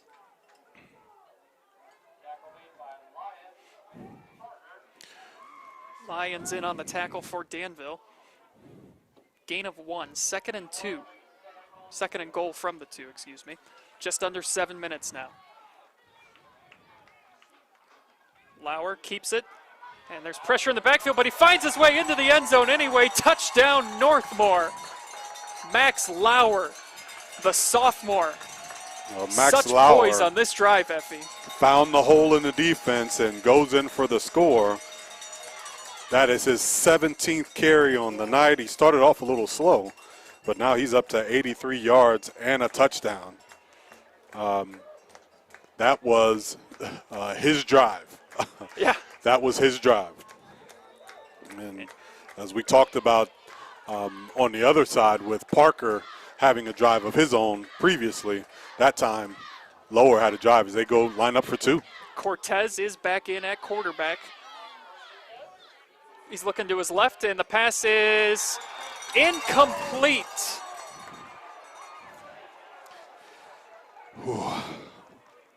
So a chance to tie the game. The pass is That is a tough call, man. And I was looking right at it, and he gave a great effort, but the referee was right there. It said it bounced, but that was a great effort that time. So it's 14-12, 6:51 to go. Northmor did what they needed to do. I mean, Danville was driving down, looked like they had a chance to put this thing out of reach, but Northmor, they got the stop they needed defensively, and then they did what they had to do on the offensive side to get back into this thing. Down 2 points with 6:51 to go. Now they need another stop. They've got 2 timeouts remaining. Well, and I think, like we said, with Lower early in the game, I remember looking, and we were in the second quarter, and he had 3 carries. And, they come out in the second half with a real effort to get him the football. He's now up to 17 carries, 83 yards rushing, and a touchdown. So he has really taken over this football game offensively. But now if you're Danville, if you're the Blue Devils, now they had been playing a little bit of clock management that last drive, and I'd imagine that'd be the plan right now. But if you don't get points at the end of this drive, it gets a little interesting. Yeah. So they've got to execute. They have to execute. They do want to run some clock, but they also have to execute. They don't want to give the ball back with too much time. Setting up for a great finish here on the OH Report. Thank you all for joining us, and it should be a fun final 6:50 as Danville will take over right around the 20-yard line. 6:47 to go, and we'll see. This Danville offense has done such a great job running the clock tonight, running the football. Can Northmor get them off the field quickly to give their offense time? Well, and again, if I'm Danville at this point, yes, they're on a drive. They got some momentum at Northmor, but in reality, I just have to keep doing what I've been doing. Deion Parker, Colopy in the backfield, running strong and running hard, running the ball down the field has been their forte here, especially in the second half, and I don't see that changing for them right now. Yeah, I don't think they have to really change anything. It's just going to be whether they execute it. And there's a nice run on first down as Parker gets out past the 25-yard line, a gain of 5. You know, right now, if I'm the coaching staff at Danville, I am telling my team, play clean, no penalties, because that's the only thing right now that's really held them up offensively. So they're trying to play clean, you know, run this clock down inside of 10 seconds for every snap, and hopefully at the end for Danville they can get points. You know, that would be their, you know, ultimate goal, to run the clock down and get points at the end. Officially a gain of 6, so it's 2nd and 4. 6 minutes left here. Parker again gets the ball, and he gets through, somehow made his way through the Northmor defense. That play looked like it was over, and then suddenly Parker runs ahead for a couple extra yards, and it's a first down for Danville, and that will allow them to run some more clock. Well, Parker is running hard, and like we talked about before, he falls forward on he finishes every run, and if you don't wrap him up, he is not going to go down. You know, a lot of guys will just go down on contact.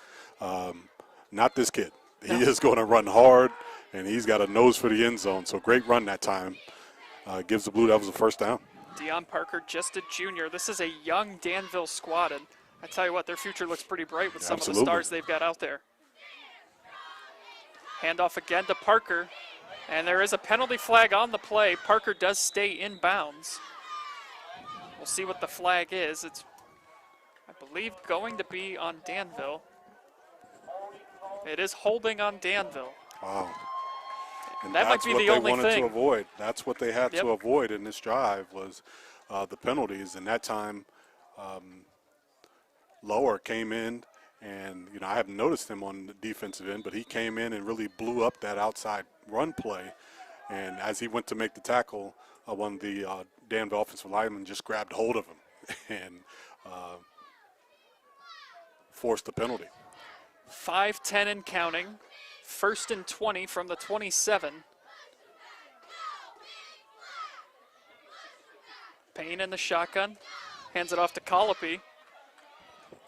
And Colopy just a couple on the play.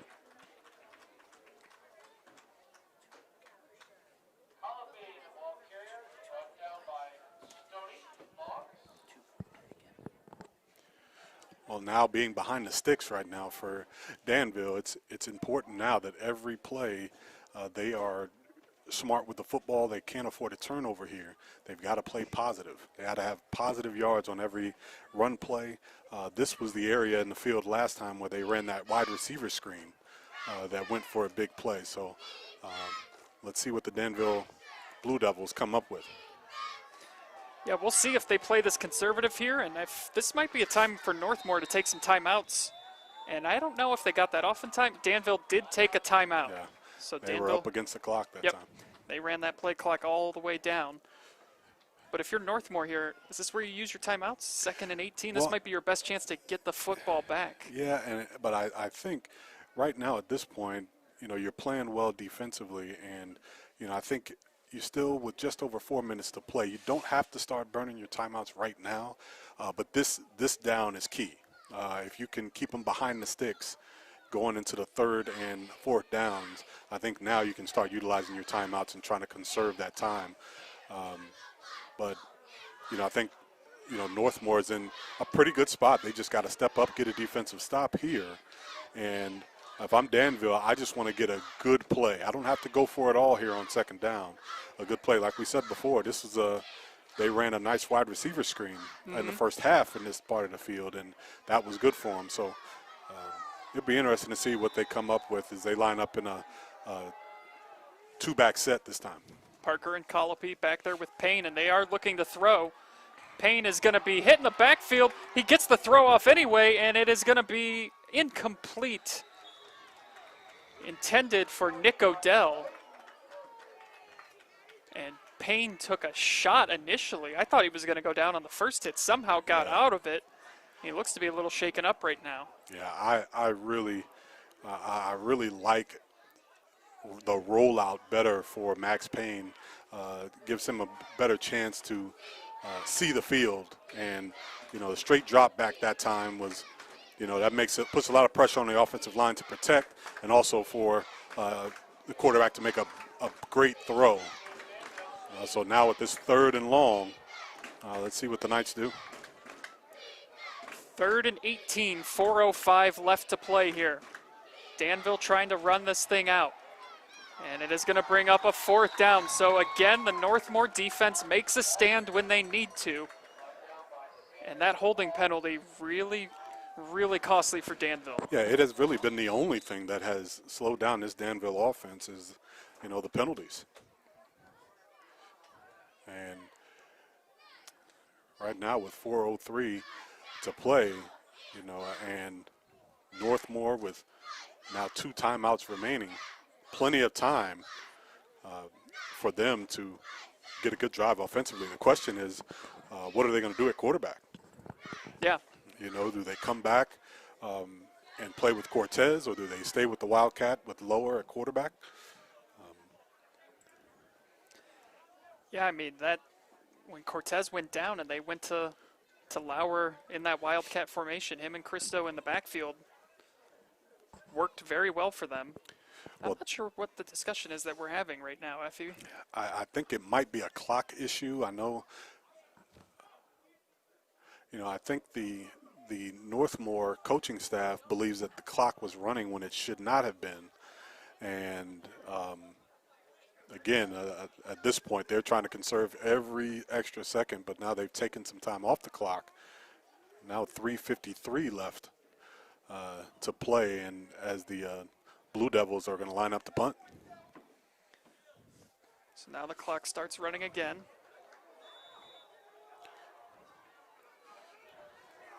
.340 and counting.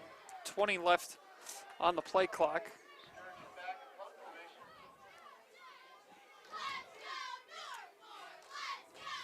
Trevor Sturgeon back to punt. And they're going to run this thing, the play clock all the way down. Sturgeon, who Northmor almost got in there for the block.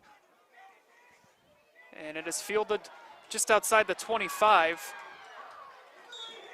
And they are going to throw a flag for a late hit there. Trenton Ramos. That was close, Effie. That is a tough call. I thought that the defender made contact inbounds, and it kind of the momentum took him out of bounds. And, you know, it's just a tough call for Danville. But for Northmor, it's a great call because now they get even better field position. Yeah, I mean, that's going to take them close to midfield.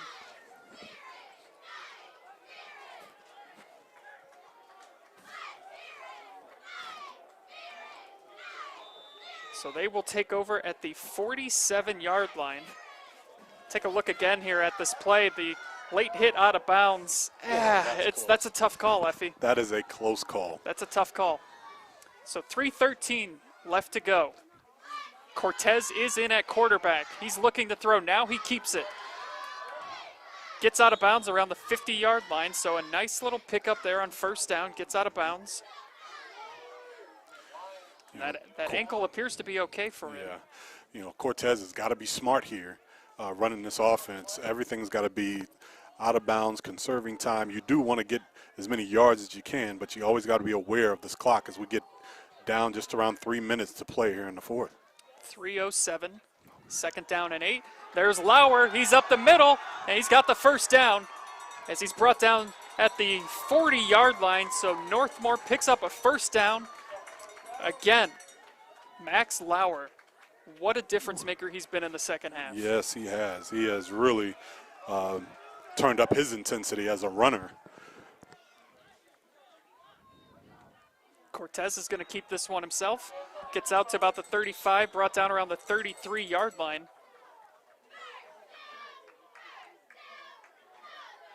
.242 and counting. Danville leading 14-12. They've led the entire game. And a penalty flag will come in, a false start on Northmor. Well, you know, it is, again, we can say this has been the story of the night, really, for both teams. The penalties have really hurt drives, but, you know, 2:27 left. Northmor now still, I think, in good shape with 2 timeouts. Whoever comes out on the losing end of this one tonight is going to feel like they should have won this game Yes. because they've really each been their own worst enemy. The penalties have just been devastating for both sides. And that run goes nowhere, forcing a 3rd down and long, 2:12 left. Northmore's going to take a timeout and figure out what they want to do here. As it's 3rd and 9 at the 39-yard line, 2:12 remaining.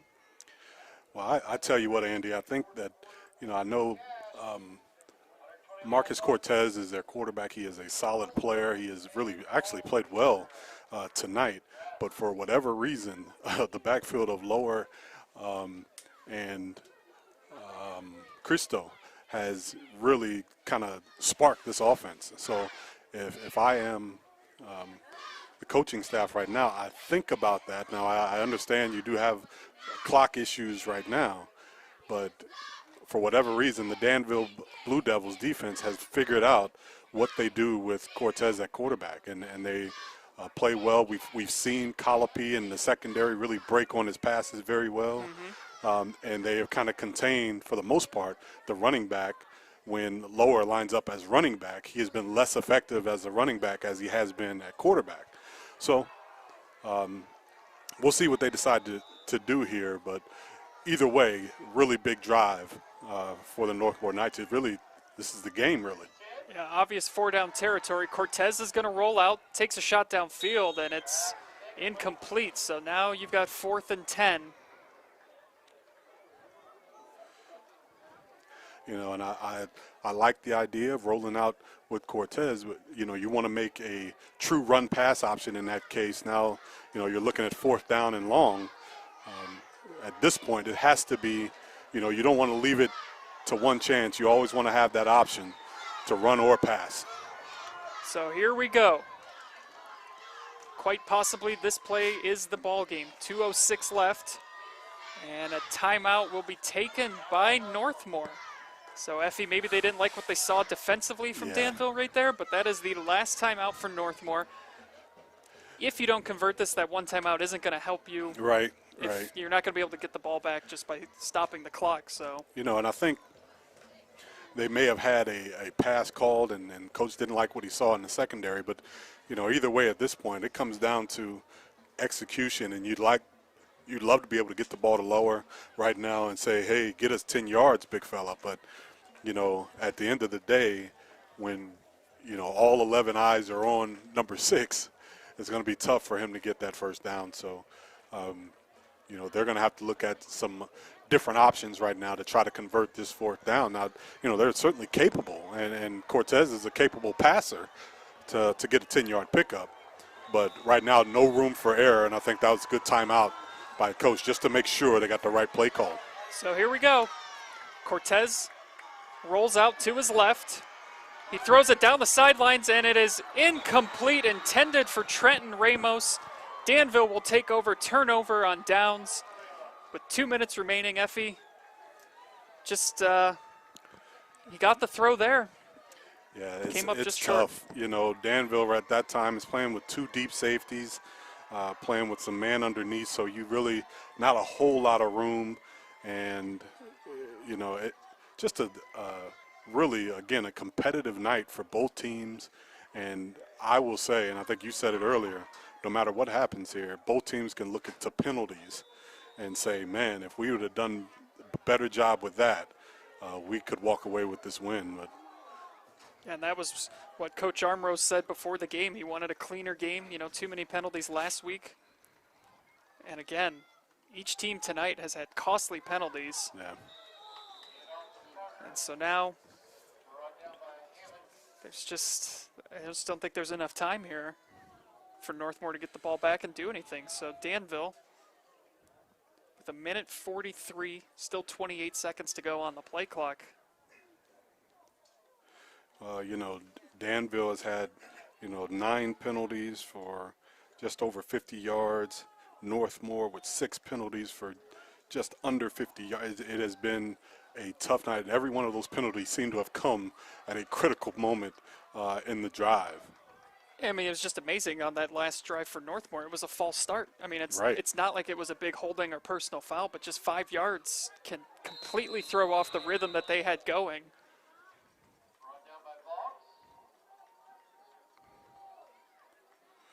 So I think they've only got to run one more play here, and Danville will get out of here with the win. Their last win against Northmor came in 2017 when they won 41-34. Northmor absolutely dominated the last 2 meetings coming into tonight, outscoring Danville 72-14. So Danville, the Blue Devils, exercising some demons tonight here. Effie getting a win on the road here at Northmor.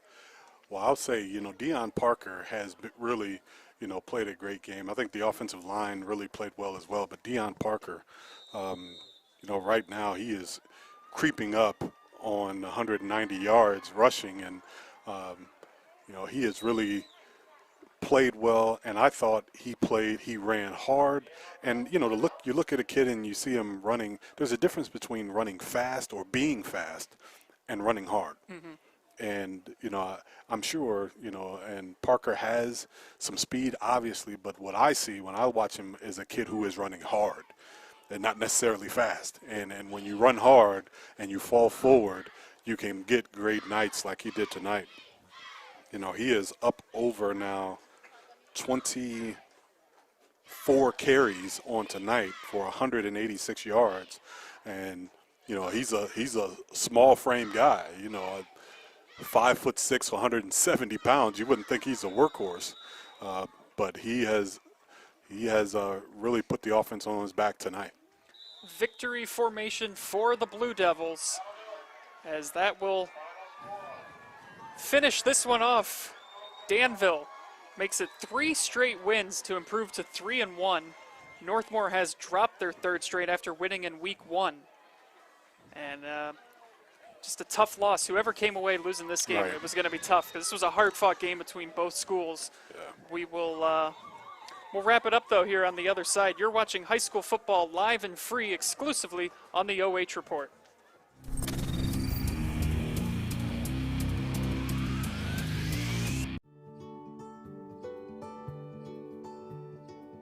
We are uniting Park National's family banks under one name to serve you more. This bank's about service to the community. I mean, your customers become your family, and by and large, you become their family. Customers do come in and they do feel like they're a part of our family, and they feel like they know us and we know them and we care. Park National, our family of banks, all together now.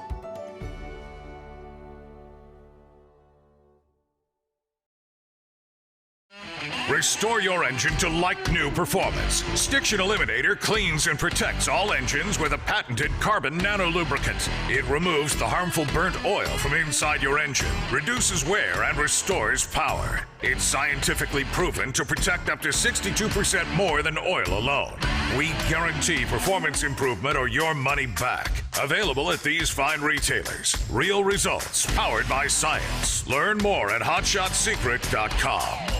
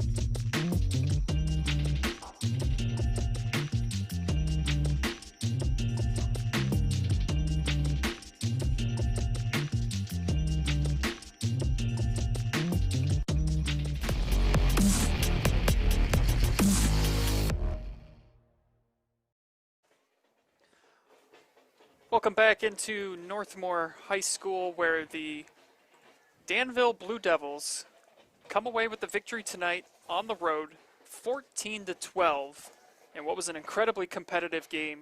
Great energy from both teams, great effort from both teams as well. Someone had to win, someone had to lose, and the penalties were really the deciding factor in this one. And we'll take a look at the numbers here to show what all went down, and it was a dominating rushing effort from Danville tonight. Yeah, Danville ended the night with 292 yards rushing total. 186 yards of those from Deion Parker. 60 yards passing for the Blue Devils, 352 yards total. 14 first downs, 8 penalties, 55 yards, which was a really big thing for the night. 1 turnover for the Blue Devils, and over for the Northmor Golden Knights. 192 yards rushing, 34 yards passing, 226 yards total. 7 first downs, 5 big penalties for 50 yards and a turnover. So, you know, the stats really lay it out. It was the rushing attack of the Blue Devils that really dictated this game. And speaking of that rushing game for Danville, our player of the game tonight is going to be one of those rushers from Danville, as it was the junior Deion Parker with an impressive game tonight. 24 carries, 186 yards, and a touchdown. Effie, they just could not stop him. His explosiveness into the holes was really impressive. Well, and like we talked about before, how hard he ran. And when you're a running team, as a running back, you get to know where the seams are going to be. You understand the blocking schemes. And, you know, he looks like he is a kid who knows exactly where the cut is going to be. He saw it before it happened. And he just runs extremely hard. And I was really impressed with him at running back. And actually, with him being, you know, underclassmen, this Danville team is, they are ready to go with that many young guys that can contribute on a win like this tonight.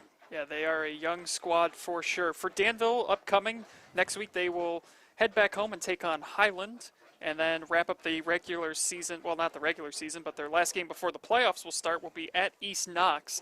As for Northmor, next week they will travel to Fredericktown, and then they will travel to Highland the week after that, and then it is time for the playoffs.